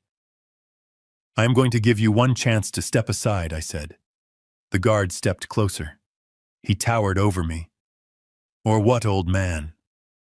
You going to hit me?" "No," I said. "I am going to fire you." He laughed out loud then. A barking sound that echoed off the stone columns. "You are going to fire me. Who do you think you are? You are nobody. You are just some construction guy who got disowned by his own kid. Now beat it." I didn't move. I took a deep breath. I looked past him at the glass doors. I could see movement inside. Staff running back and forth carrying trays of champagne. I could see the chandelier in the lobby, a massive crystal fixture that cost $250,000. I knew how much it cost because I had signed the invoice for it. "Get Henderson," I said. The guard shook his head. "I am not getting anyone. I am giving you 3 seconds to walk away." "Get Henderson," I roared. My voice exploded from my chest, the voice I used to command crews over the roar of jackhammers and cement mixers. It was a voice that didn't ask for permission. It demanded compliance. The guard flinched. He looked at me with a flicker of uncertainty. He touched his earpiece. "Mr. Henderson," he muttered into the microphone, his eyes never leaving mine. "We have a situation at the front entrance." "Yes. It is the guy you warned us about. He is refusing to leave. He is demanding to see you." He listened for a moment, then nodded. "Copy that." He looked at me with a smug grin. "The boss is coming out, and he is bringing the off-duty cops we hired for security. You are about to have a very bad day." I waited. I adjusted my cuffs. I checked the pocket where the pawn slip was resting against my heart. A minute later, the doors swung open. Henderson marched out. He was a tall, thin man with slicked back hair and a suit that cost more than my truck. He looked stressed. He was sweating. He was probably wondering how he was going to explain the missing $85,000 to corporate headquarters. He was flanked by 2 uniformed police officers. The guard stepped aside, gesturing at me like he was presenting a prisoner. "Here he is, Mr. Henderson." He parked that junk heap on the red carpet and threatened my job. "Do you want the officers to remove him?" Henderson stopped. He blinked. He looked at the truck. Then he looked at me. The color drained from his face so fast I thought he was going to faint. His mouth fell open. The angry shout he had prepared died in his throat. He didn't see a crasher. He didn't see a disruptive father. He saw the man who signed his paycheck. He saw the man who had bought this building 5 years ago when it was a failing hotel and turned it into the premier wedding venue in the state. He saw the man who sat at the head of the board meetings once a quarter and grilled him on profit margins and maintenance costs. Mr. Kowalski Henderson stammered. His voice was a squeak. The guard looked at Henderson confused. "Yeah, that is his name. Kowalski. The father. Want me to toss him?" Henderson spun on the guard. "Shut up," he hissed. "Shut up right now." He turned back to me. He smoothed his jacket with trembling hands. He bowed. It wasn't a nod. It was a full bow of subservience. "Chairman Kowalski," he said, his voice shaking. I didn't know you were coming. We weren't expecting you. Is this a surprise inspection?" The guard's jaw dropped. The police officers exchanged a look and took a step back, lowering their hands from their belts. Chairman the guard whispered. I looked at Henderson. I looked at the sweat beading on his upper lip. Hello, Henderson, I said. I see you are having some trouble with the payment for today's event. Henderson flinched. Yes, sir. A terrible misunderstanding. The wire transfer was reversed. We were just about to... Well, we were threatening to cancel the event. The couple is inside. They are frantic. I know, I said. I reversed the transfer. Henderson looked like his brain had just short-circuited. You reversed it, sir. But why? Because I don't pay for services I don't receive, Henderson, I said. And apparently I am not welcome in my own building. Henderson looked at the guard. The guard looked like he wanted to dissolve into the pavement. Sir Henderson said, If I had known, if anyone had told me you were the father, my God. The groom never mentioned. Of course he didn't, I said. He is ashamed of me, Henderson. He thinks I am just a retired contractor. He doesn't know I own the place. He doesn't know I own the holding company that owns the place. He thinks you work for a faceless corporation. I took a step forward. Henderson stepped back, instinctively making way. I am going inside, Henderson, I said. Of course, Sir Henderson said, rushing to open the door for me. Right this way. Do you want me to clear the room? Do you want me to throw them out? No, I said. Let them stay. For now. I have a wedding to attend, and I have a speech to give. I walked past the guard. He was staring at the ground, unable to meet my eyes. I stopped in front of him. You were doing your job, son, I said. You were following orders. But next time, check who owns the pavement before you tell a man to get off it. I walked through the doors.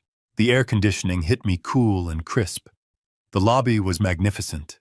Marble floors, gold leaf on the ceiling. It was a temple to excess, and I owned every square inch of it. I could hear the music coming from the ballroom. A string quartet playing something soft and expensive. I could hear the murmur of guests. They were all in there. Monica's family from New York. Jason's friends. The people who thought they were better than me. They were drinking my champagne. They were standing on my floors. They were celebrating a union built on my money. And they had no idea that the landlord had just arrived to collect the rent. I walked toward the ballroom doors. Henderson scurried beside me like a nervous terrier. Sir, he whispered. The police. The ones you requested. They are waiting in the manager's office. Good, I said. Keep them there. Wait for my signal. Signal, sir. When I dropped the microphone, I said, That is the signal. I reached for the handles of the double doors. I could feel the bass of the music vibrating through the wood. It was showtime. I pushed open the double doors to the grand ballroom, and the sound of the string quartet washed over me like a wave of expensive perfume. The room was breathtaking. It was a cavern of gold leaf and crystal, illuminated by chandeliers that cost more than most people earned in a decade. The tables were set with fine china and heavy silverware that gleamed under the lights. The centerpieces were towering arrangements of white orchids and hydrangeas, the very flowers that had been purchased with the money from my wife's stolen locket. I stood there for a moment in the shadows of the entrance, letting my eyes adjust to the brilliance. I looked at the guests. There were hundreds of them. Men in tuxedos, women in designer gowns, people who held their champagne flutes by the stem and laughed with their heads thrown back. They were the elite, the high society, the people my son had been so desperate to impress that he had erased his own father to do it. And there in the center of it all, on a raised platform bathed in a spotlight, was Monica. She looked beautiful. I had to give her that. Her dress was a masterpiece of lace and silk, a garment that cost thousands of dollars. She held a microphone in one hand, her other hand resting theatrically on her chest. She was speaking, and her voice was trembling with a practiced emotion that was so convincing it almost made me sick. "It is such a tragedy," she was saying, her voice echoing softly through the high-quality sound system. "We wanted him to be here so badly. Jason is heartbroken. But you have to understand that his father has been battling some very difficult personal issues for a long time." I stepped out of the shadows. I started walking down the center aisle. The carpet was thick and plush, muffling the sound of my footsteps. "Mental health is such a silent struggle," Monica continued, wiping a non-existent tear from her cheek. "We tried to get him help. We tried to include him. But he isn't himself anymore. He has become unpredictable. Dangerous, even. So for the safety of everyone here, we had to make the difficult decision to let him stay home where he is comfortable." A murmur of sympathy rippled through the crowd. Poor Jason. Poor Monica. Dealing with a crazy old man on their wedding day. I kept walking. I wasn't rushing. I was moving with the steady, unstoppable momentum of a freight train. Jason was standing a few feet away from Monica, his head bowed in a pose of sorrow. He was playing the part of the grieving son perfectly. He was nodding, accepting the silent condolences of the room. Then he looked up. He saw me. His eyes went wide. His jaw dropped. The sorrow vanished, replaced instantly by a look of sheer, unadulterated panic. He took a step forward as if to block me, but then he froze. He saw the way I was walking. He saw the set of my shoulders. He saw the charcoal suit that fit me like armor. He nudged Monica. She stopped talking mid-sentence. She followed his gaze. When she saw me, her face went pale. The microphone dipped in her hand. The silence that fell over the room was instant and total. It started at the front, where the couple stood frozen and rippled backward like a shockwave until every single person in the room turned to see what had stopped the bride. The string quartet trailed off into a dissonant scratch of bows against strings. I didn't stop. I walked past the tables where Monica's parents sat. Her father, Franklin, a man I had paid $12,000 to fly here, was staring at me with his mouth open, a forkful of salmon halfway to his lips. Her mother, Veronica, looked at me with the same expression she would use if a rat had scurried across the table. I walked past the friends Jason had made in college, the ones who drove cars their parents bought them. They looked at me with curiosity. Who is this old guy? Is he security? Is he a crasher? I reached the steps of the stage. Jason made a move. He stepped to the edge of the platform, his hands raised.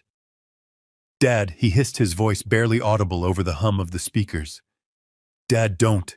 Please, just turn around. We can talk about this." I didn't look at him. I looked past him at Monica.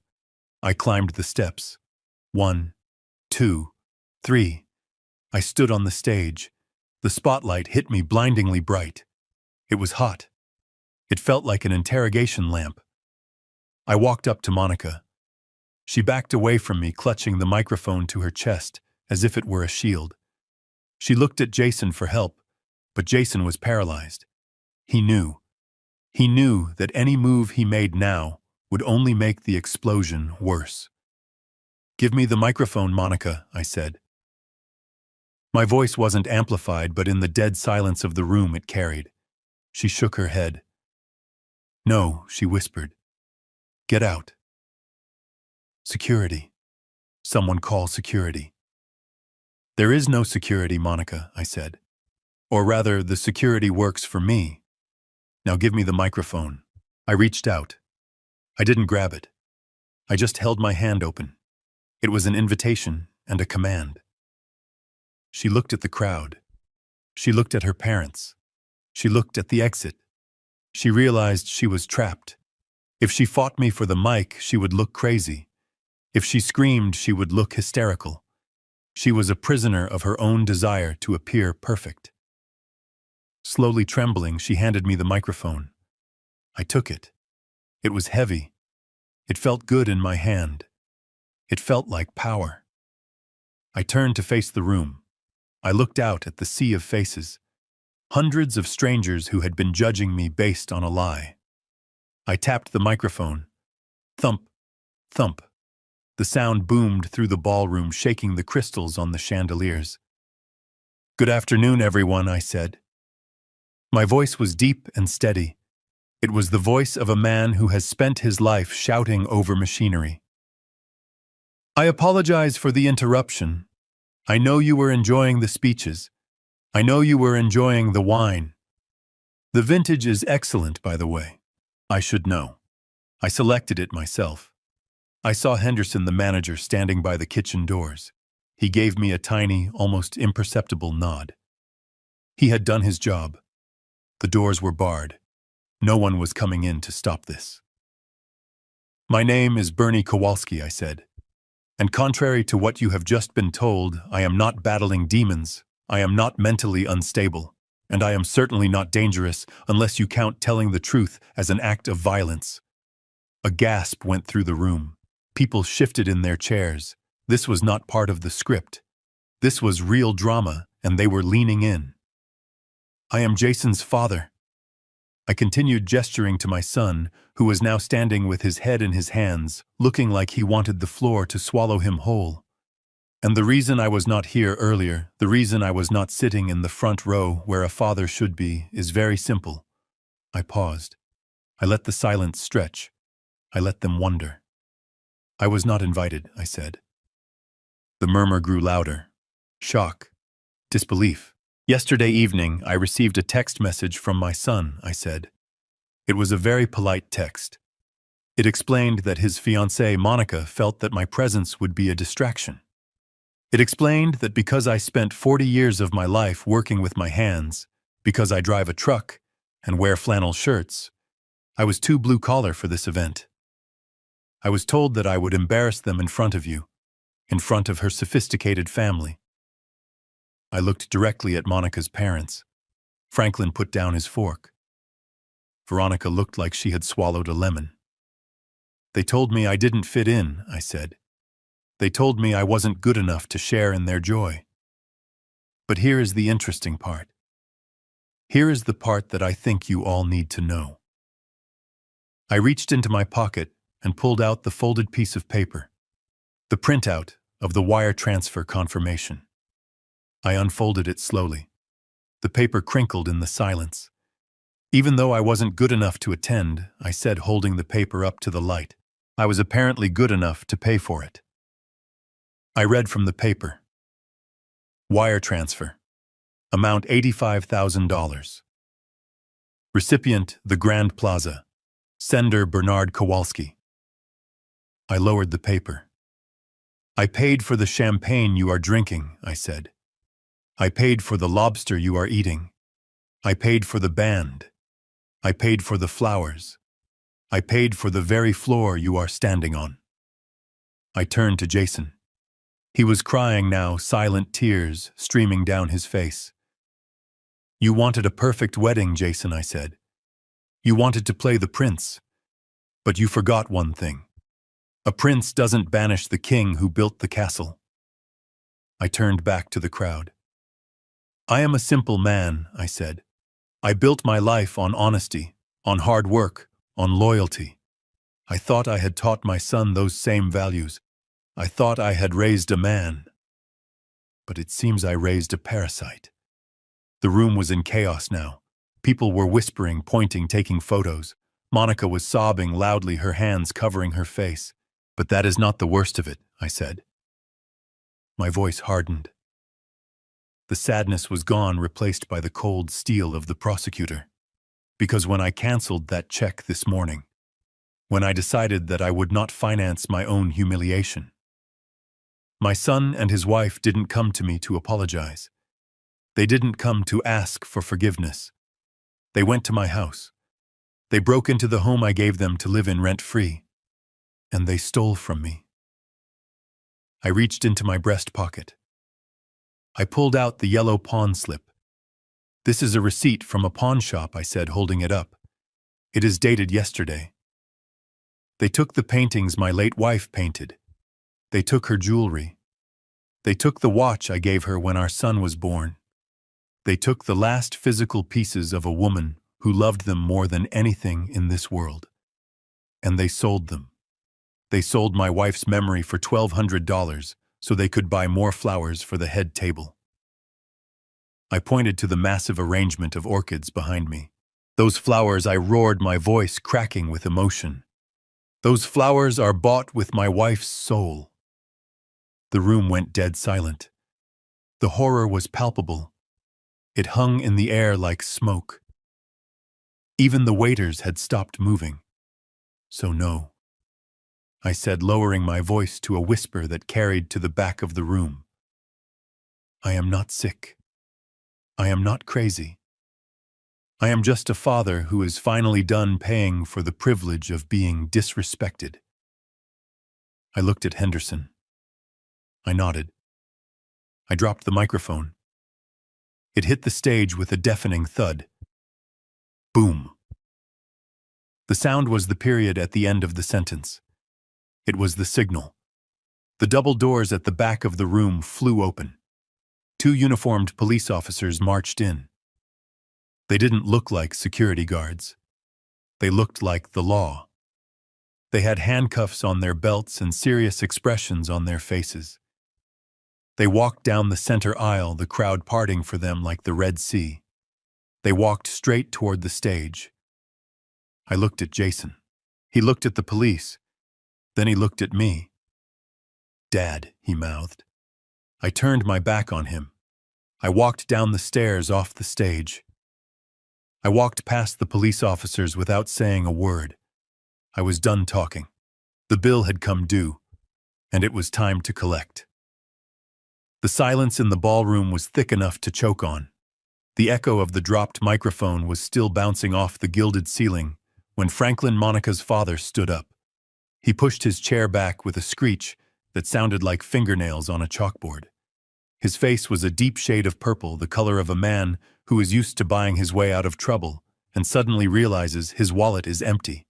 He pointed a shaking finger at me. "Officer!" He bellowed, his voice trying to find authority it did not possess. "Officer, remove this man immediately. He is trespassing. He is harassing my daughter. He is clearly mentally unstable. This is a private family event, and he is ruining it." I looked at Franklin. I looked at his $3,000 suit, which was straining at the buttons. I looked at the gold watch on his wrist, which probably cost more than my first house. And I felt nothing. No intimidation. No respect. I just felt the cold clarity of a man who has read the credit reports. I stepped off the stage. I didn't walk toward the exit. I walked toward Franklin. The police officers paused, waiting. They knew who had called them. They knew who the victim was. I stopped in front of Franklin's table. I placed my hands on the white tablecloth, leaning in close enough to smell the scotch on his breath. "Sit down, Franklin," I said. He blinked, surprised by the command. "Excuse me." I said, "Sit down," I repeated. "Unless you want me to tell these officers about the shell company in Delaware, or the 3 pending lawsuits for fraud in New York, or the fact that the townhouse in the Hamptons was foreclosed on 6 months ago." Veronica gasped, clutching her pearls. "How dare you?" she whispered. "That is a lie." "Is it, Veronica?" I asked, looking at her. "Is it a lie that you maxed out your last credit card to buy those plane tickets? Is it a lie that you are hoping your daughter marries well so she can bail you out of the hole you dug?" The room went deadly quiet again. The guests who had been whispering about me were now staring at the bride's parents with a new kind of horror. The facade was cracking. The gold paint was peeling off to reveal the rot underneath. "You see," I continued, my voice carrying to the surrounding tables. "I did my homework. When my son told me his fiancée came from money, I looked into it. Because that is what a businessman does. And do you know what I found? I found mirrors and smoke. I found a family that is just as broke as my son is, only with better clothes." Monica let out a strangled cry from the stage. "Stop it!" she screamed. "Stop talking!" I turned back to her. She was trembling so hard the lace on her dress was vibrating. She looked like a trapped animal. "We are not done, Monica," I said. "Not yet." I reached into my pocket again. I pulled out the pawn slip, but I didn't put it away. I flipped it over. Stapled to the back was another receipt, a smaller one, pink thermal paper. "You see," I said, holding it up. "The pawn shop keeps excellent records, and when you sell stolen goods, they ask for ID. And sometimes, if you are buying something else at the same time, they staple the receipts together." I walked back toward the stage. The police officers fell in step behind me, flanking me like a personal guard. Jason was staring at the floor. He couldn't look at me. He couldn't look at Monica. He was shrinking, disappearing into himself. But Monica was staring at the receipt in my hand. Her eyes were wide, fixed on the pink paper. She knew what it was. I climbed the steps one last time. I stood next to her. I looked at her dress. It was a magnificent thing.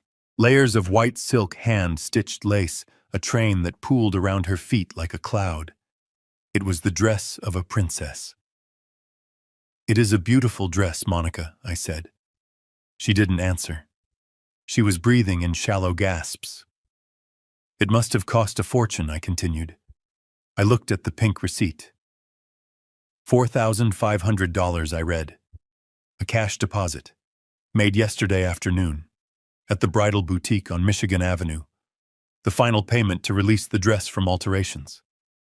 I looked at the crowd. "My son told me Monica bought this dress months ago," I said. "He told me her parents paid for it." But that was a lie. Her parents couldn't pay for a sandwich. Franklin made a noise in his throat, but he didn't stand up. He stayed in his chair, defeated. "So where did the money come from?" I asked. "Where did a couple with no jobs and frozen bank accounts get $4,500 in cash yesterday afternoon?" I held up the pawn slip. "They got it from the pawn shop," I said. I looked at Monica. I looked at the diamond studs in her ears. I looked at the tennis bracelet on her wrist. "They sold my wife's engagement ring," I said, my voice breaking for the first time. "The ring I proposed with in 1982. The ring she wore for 35 years. They stole it from the safe in the closet. They cracked it open and they took it." A collective gasp went through the room. This was a violation that everyone understood. This wasn't just theft. This was sacrilege. "And they sold it," I roared. "They sold 40 years of marriage. They sold the symbol of my life with Catherine. And do you know what they bought with it?" I pointed a shaking finger at Monica. "They bought a dress. They bought a costume for a liar." Monica looked down at herself. She looked at the white silk as if it had suddenly turned into burning coals. She tried to back away, but she tripped on the train. She stumbled, catching herself on Jason's arm. "Get off me!" Jason hissed, shoving her away. The movement was shocking. The groom rejecting the bride at the altar. Monica stumbled back. "You knew," she screamed at him. "You drove the car. You waited outside. Don't act like you didn't know." "I didn't know you sold the ring," Jason shouted back, his face red and twisted. "You told me it was just the old silver. You told me the ring was safe." "You are a liar," she shrieked. "You needed the money just as much as I did." "Enough," I said. The word cut through their argument like a knife. I turned to the police officers. "Officers," I said, "I am Bernard Kowalski. I am the owner of the property at Oak Street, and I am the owner of the items listed on this pawn ticket. These two people broke into my home. They removed property valued in excess of $50,000, and they sold it to a fence downtown." I handed the receipts to the older officer, a sergeant with gray hair and a face that had seen too much of the ugly side of human nature. He looked at the papers. He looked at the dates. He looked at the names. "Jason Kowalski and Monica Davenport," he read aloud. "Yes," I said. "That is them. I want to press charges. Full extent of the law." The sergeant nodded. He stepped forward. He reached for his belt. "Jason Kowalski, "Monica Davenport," he said, his voice loud and official. "You are under arrest for grand larceny, burglary, and trafficking in stolen property." The sound of the handcuffs coming out was a sharp metallic ratchet. Click. Click. Jason's knees gave out. He collapsed onto the stage, sobbing. "Dad, no. Dad, please. Not here. Not in front of everyone." "Stand up, son," the officer said, grabbing Jason by the arm and hauling him to his feet. "Put your hands behind your back." Jason looked at me. His eyes were pleading. "Dad, stop this. I will pay you back. I will work. I will do anything. Just tell them to stop." I looked at him. I looked at the son I had carried on my shoulders, the son I had taught to ride a bike, the son I had protected from every hard edge of the world, and I realized that protecting him was the worst thing I had ever done. "You can't pay me back, Jason," I said softly. "The ring is gone. The paintings are gone. And the trust is gone. You are on your own now." The officer spun him around. He snapped the cuffs onto Jason's wrists. The sound was final. It was the sound of a life breaking into two pieces, before and after. Monica was fighting. She was trying to run, but the train of her dress was heavy. The second officer caught her. She screamed, kicking and scratching. "My dress," she wailed. "You are ruining my dress." "It isn't your dress," the officer said, spinning her around. "It is evidence." He cuffed her. She stood there, chest heaving, mascara running down her face, looking at her parents in the front row. "Daddy, help me," she cried. "Do something." Franklin looked at her. Then he looked at me. Then he looked at the police. He picked up his napkin and dabbed at his mouth. He didn't stand up. He didn't say a word.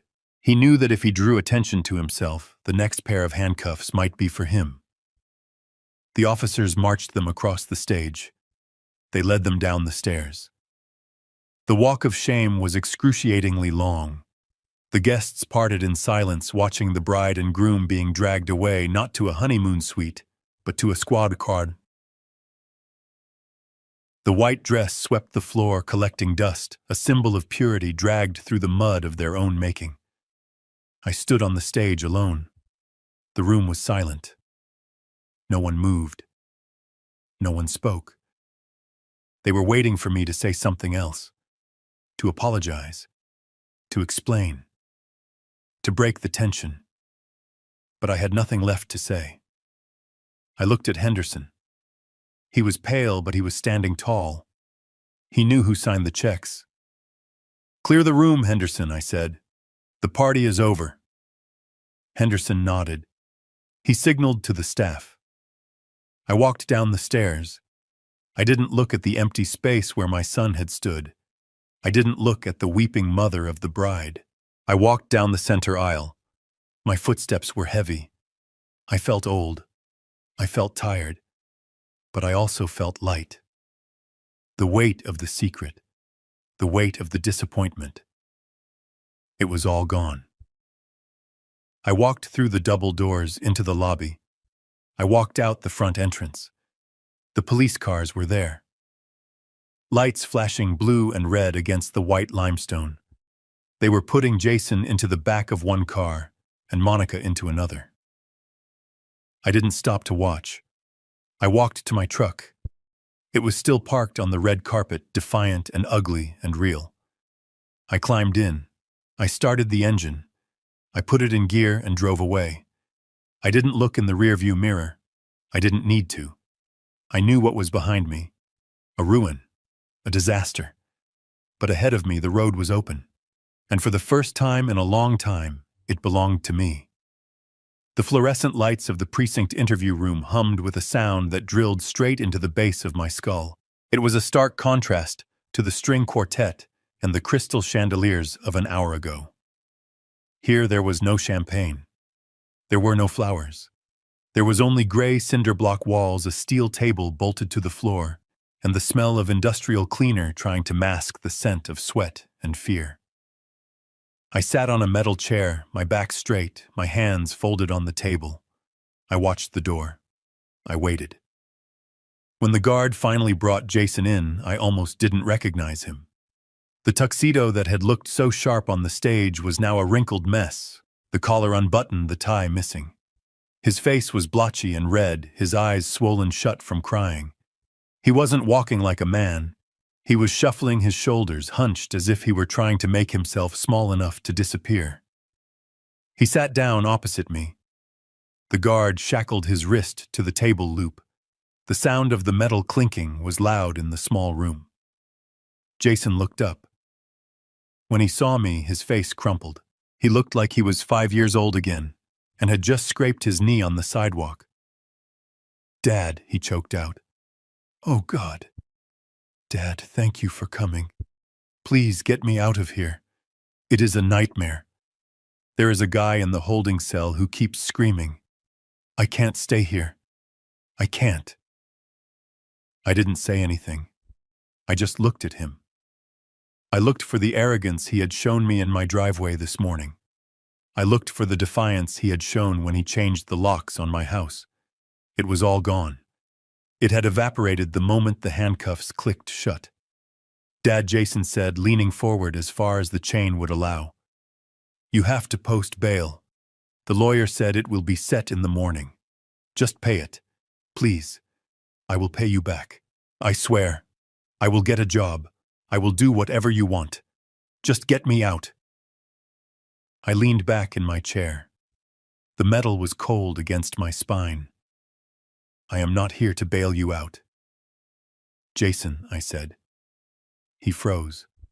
His mouth hung open. "What?" "I am here to say goodbye," I said. "Goodbye," he stammered. "Dad, what are you talking about?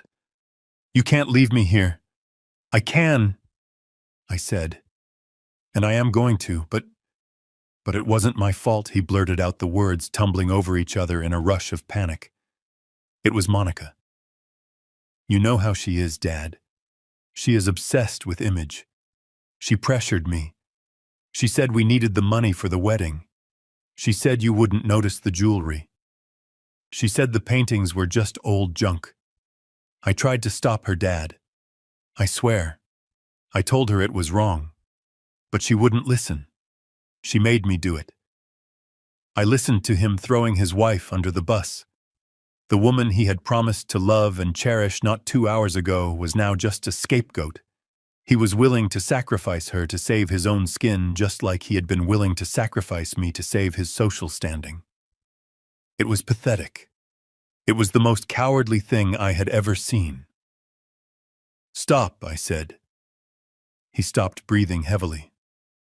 "Do you hear yourself?" I asked. "You are a grown man, Jason. You are 28 years old, and you are sitting here telling me that a girl made you steal from your own father. You are telling me that you have no spine, no will, and no honor." I loved her," he whispered weakly. "You didn't love her," I said. "You loved the idea of her. You loved that she made you feel important. And you loved my money because it allowed you to buy her attention. But love isn't theft, Jason. And marriage isn't a conspiracy to commit larceny." "Dad, please," he sobbed, burying his face in his hands. "I am sorry. I am so sorry. I messed up. I know I messed up. But prison. Dad, I can't go to prison. I am not built for this." I looked at him. He was right. He wasn't built for it. He was soft. He was doughy. He had never had to fight for anything in his life because I had fought all his battles for him. I had paved the road so smooth, he never learned how to walk on gravel. And that was my fault. That was the one crime I was guilty of. "That is exactly why you need to stay here," I said. He looked up, tears dripping off his chin. "Why do you hate me?" he whispered. "I don't hate you," I said. "I love you. That is the tragedy of this. I love you enough to let you fall." I stood up. The chair scraped against the concrete floor. "For 28 years I protected you," I said. looking down at him. I shielded you from consequences. I paid your debts. I fixed your mistakes. And look what it created. It created a thief. It created a liar. It created a man who would sell his mother's memory for a centerpiece. Dad, no. I am doing you a favor, Jason, I said. I am giving you the one thing I never gave you before. Reality. There is no safety net anymore. There is no checkbook coming to save the day. There is just you and the law. But Monica, he wailed. What about Monica? Monica is in the cell block down the hall, I said. And if she is smart, she is probably blaming you right now, just like you blamed her. You deserve each other. I turned toward the door. Dad! Wait! Jason screamed, pulling at the chain. Dad, don't walk away, please. I am scared. I stopped with my hand on the doorknob. I looked back at him one last time. You should be scared, I said. Growing up is terrifying, but it is the only way you are going to survive. I knocked on the heavy steel door. The guard opened it from the outside. Dad! Jason shouted, his voice cracking into a sob. Dad, come back!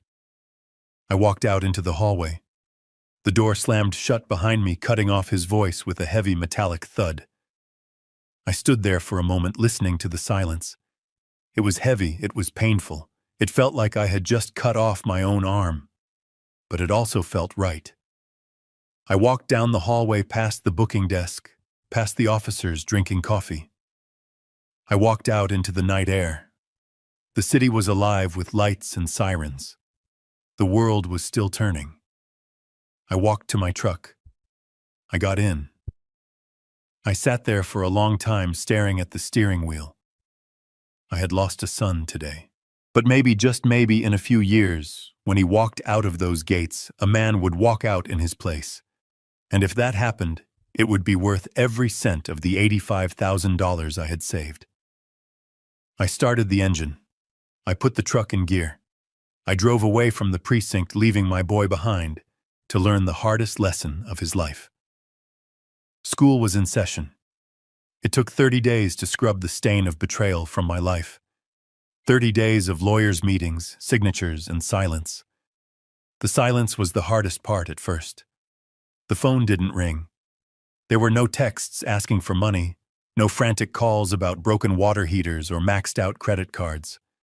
For a week, I checked the screen every hour out of habit. But by the second week, I stopped checking. By the third week, I realized that the silence wasn't emptiness. It was peace. I went back to the pawn shop the Monday after the wedding. The owner, a guy named Sal, looked at me with a mix of respect and fear when I walked in.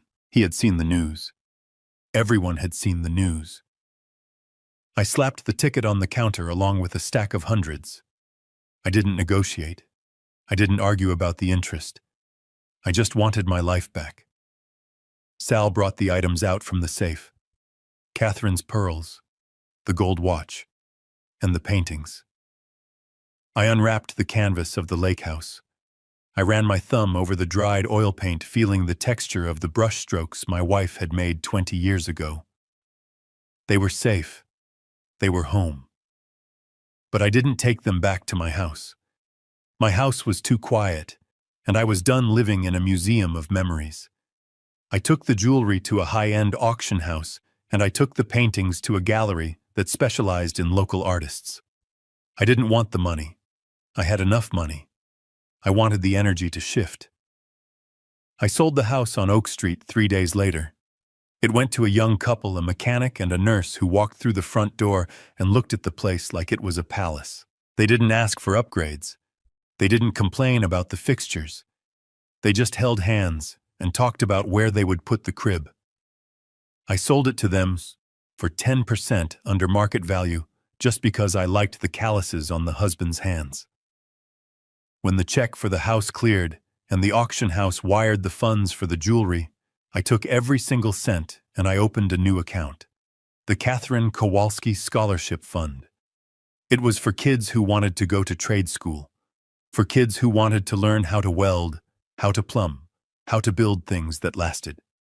It was the best investment I had ever made. Now I sat in seat 1A of a Boeing 777. The leather was soft, much softer than the seats in my truck. The air smelled of conditioned oxygen and expensive cologne. Mr. Kowalski, a flight attendant, asked, leaning over with a bottle wrapped in a white napkin. "Would you like a glass of champagne before takeoff?" I looked at the bottle. Dom Perignon, the same stuff that had been going flat on the counter of the house my son had destroyed. I smiled. "Yes," I said. "I would love one." She poured the golden liquid into a crystal flute. The bubbles danced, rising to the surface in a frantic race to be free. I took the glass. It felt light in my hand. I looked out the window. The tarmac was busy with baggage carts and fuel trucks, men in neon vests doing the hard work that made the world move. Beyond the airport, the city of Chicago sprawled out, a grid of gray and green. Somewhere down there, in a county facility, my son was waiting for a plea hearing. He was learning how to make his own bed. He was learning that actions have mass and velocity. I didn't feel angry anymore. The rage that had fueled me on the day of the wedding had burned itself out, leaving behind a clean slate. I had done my job. I had raised him. I had provided for him. And when he went astray, I had corrected him. The rest was up to him. The plane began to push back from the gate. The engines whined, spinning up to a roar that vibrated through the floorboards. I took a sip of the champagne. It was cold and crisp. It tasted like victory. Not the victory of beating someone else, but the victory of reclaiming yourself. I reached into my pocket and pulled out my phone. I looked at it one last time. There were no missed calls, no unread messages. I held the power button. The screen went black. I put the phone in my bag and zipped it shut. I wouldn't be needing it for a while. I was going to Italy. Catherine had always wanted to go to the Amalfi Coast. She wanted to paint the light on the water. We never went because I was always too busy working. Too busy building an empire for a son who didn't want it. Well, I was going now. I was going to eat pasta and drink wine and look at the ocean. I was going to sleep in until noon if I wanted to. I was going to spend my money on memories I could actually keep. The plane taxied to the runway. The pilot came over the intercom announcing our flight time to Rome. I leaned my head back against the headrest. I closed my eyes. For 66 years, I had been Bernie the contractor, Bernie the husband, Bernie the father, Bernie the bank account. Today, I was just Bernie. The engines roared to full power. The force pushed me back into the seat. We gathered speed faster and faster until the bumps of the runway smoothed out and the ground fell away. I opened my eyes and looked out the window. The city was gone, hidden beneath a layer of white clouds. The sun was shining on top of them, brilliant and blinding. I raised my glass to the empty seat beside me. "Here is to you, Catherine," I whispered. "And here is to me." I took a drink. The champagne bubbled in my throat. I was flying. And for the first time in my life, I wasn't carrying anyone else's weight. I was just flying. We spend our lives trying to give our children the things we never had. But in the process, we often forget to give them what they actually need: character. I thought loving my son meant shielding him from the rain, but I only succeeded in raising a man who couldn't handle a storm. True wealth isn't the balance in your bank account or the label on your suit. It is the ability to look in the mirror and respect the person staring back. Never allow anyone, not even your own blood, to treat you like a resource instead of a person. Dignity is the only currency that matters, and sometimes you have to be willing to lose everything else just to keep it. If you believe I did the right thing by letting them face the consequences, hit that like button and subscribe for more stories of justice served cold. Let me know in the comments. Would you have bailed your son out, or would you have walked away just like I did? 갑자기 뛰거든요?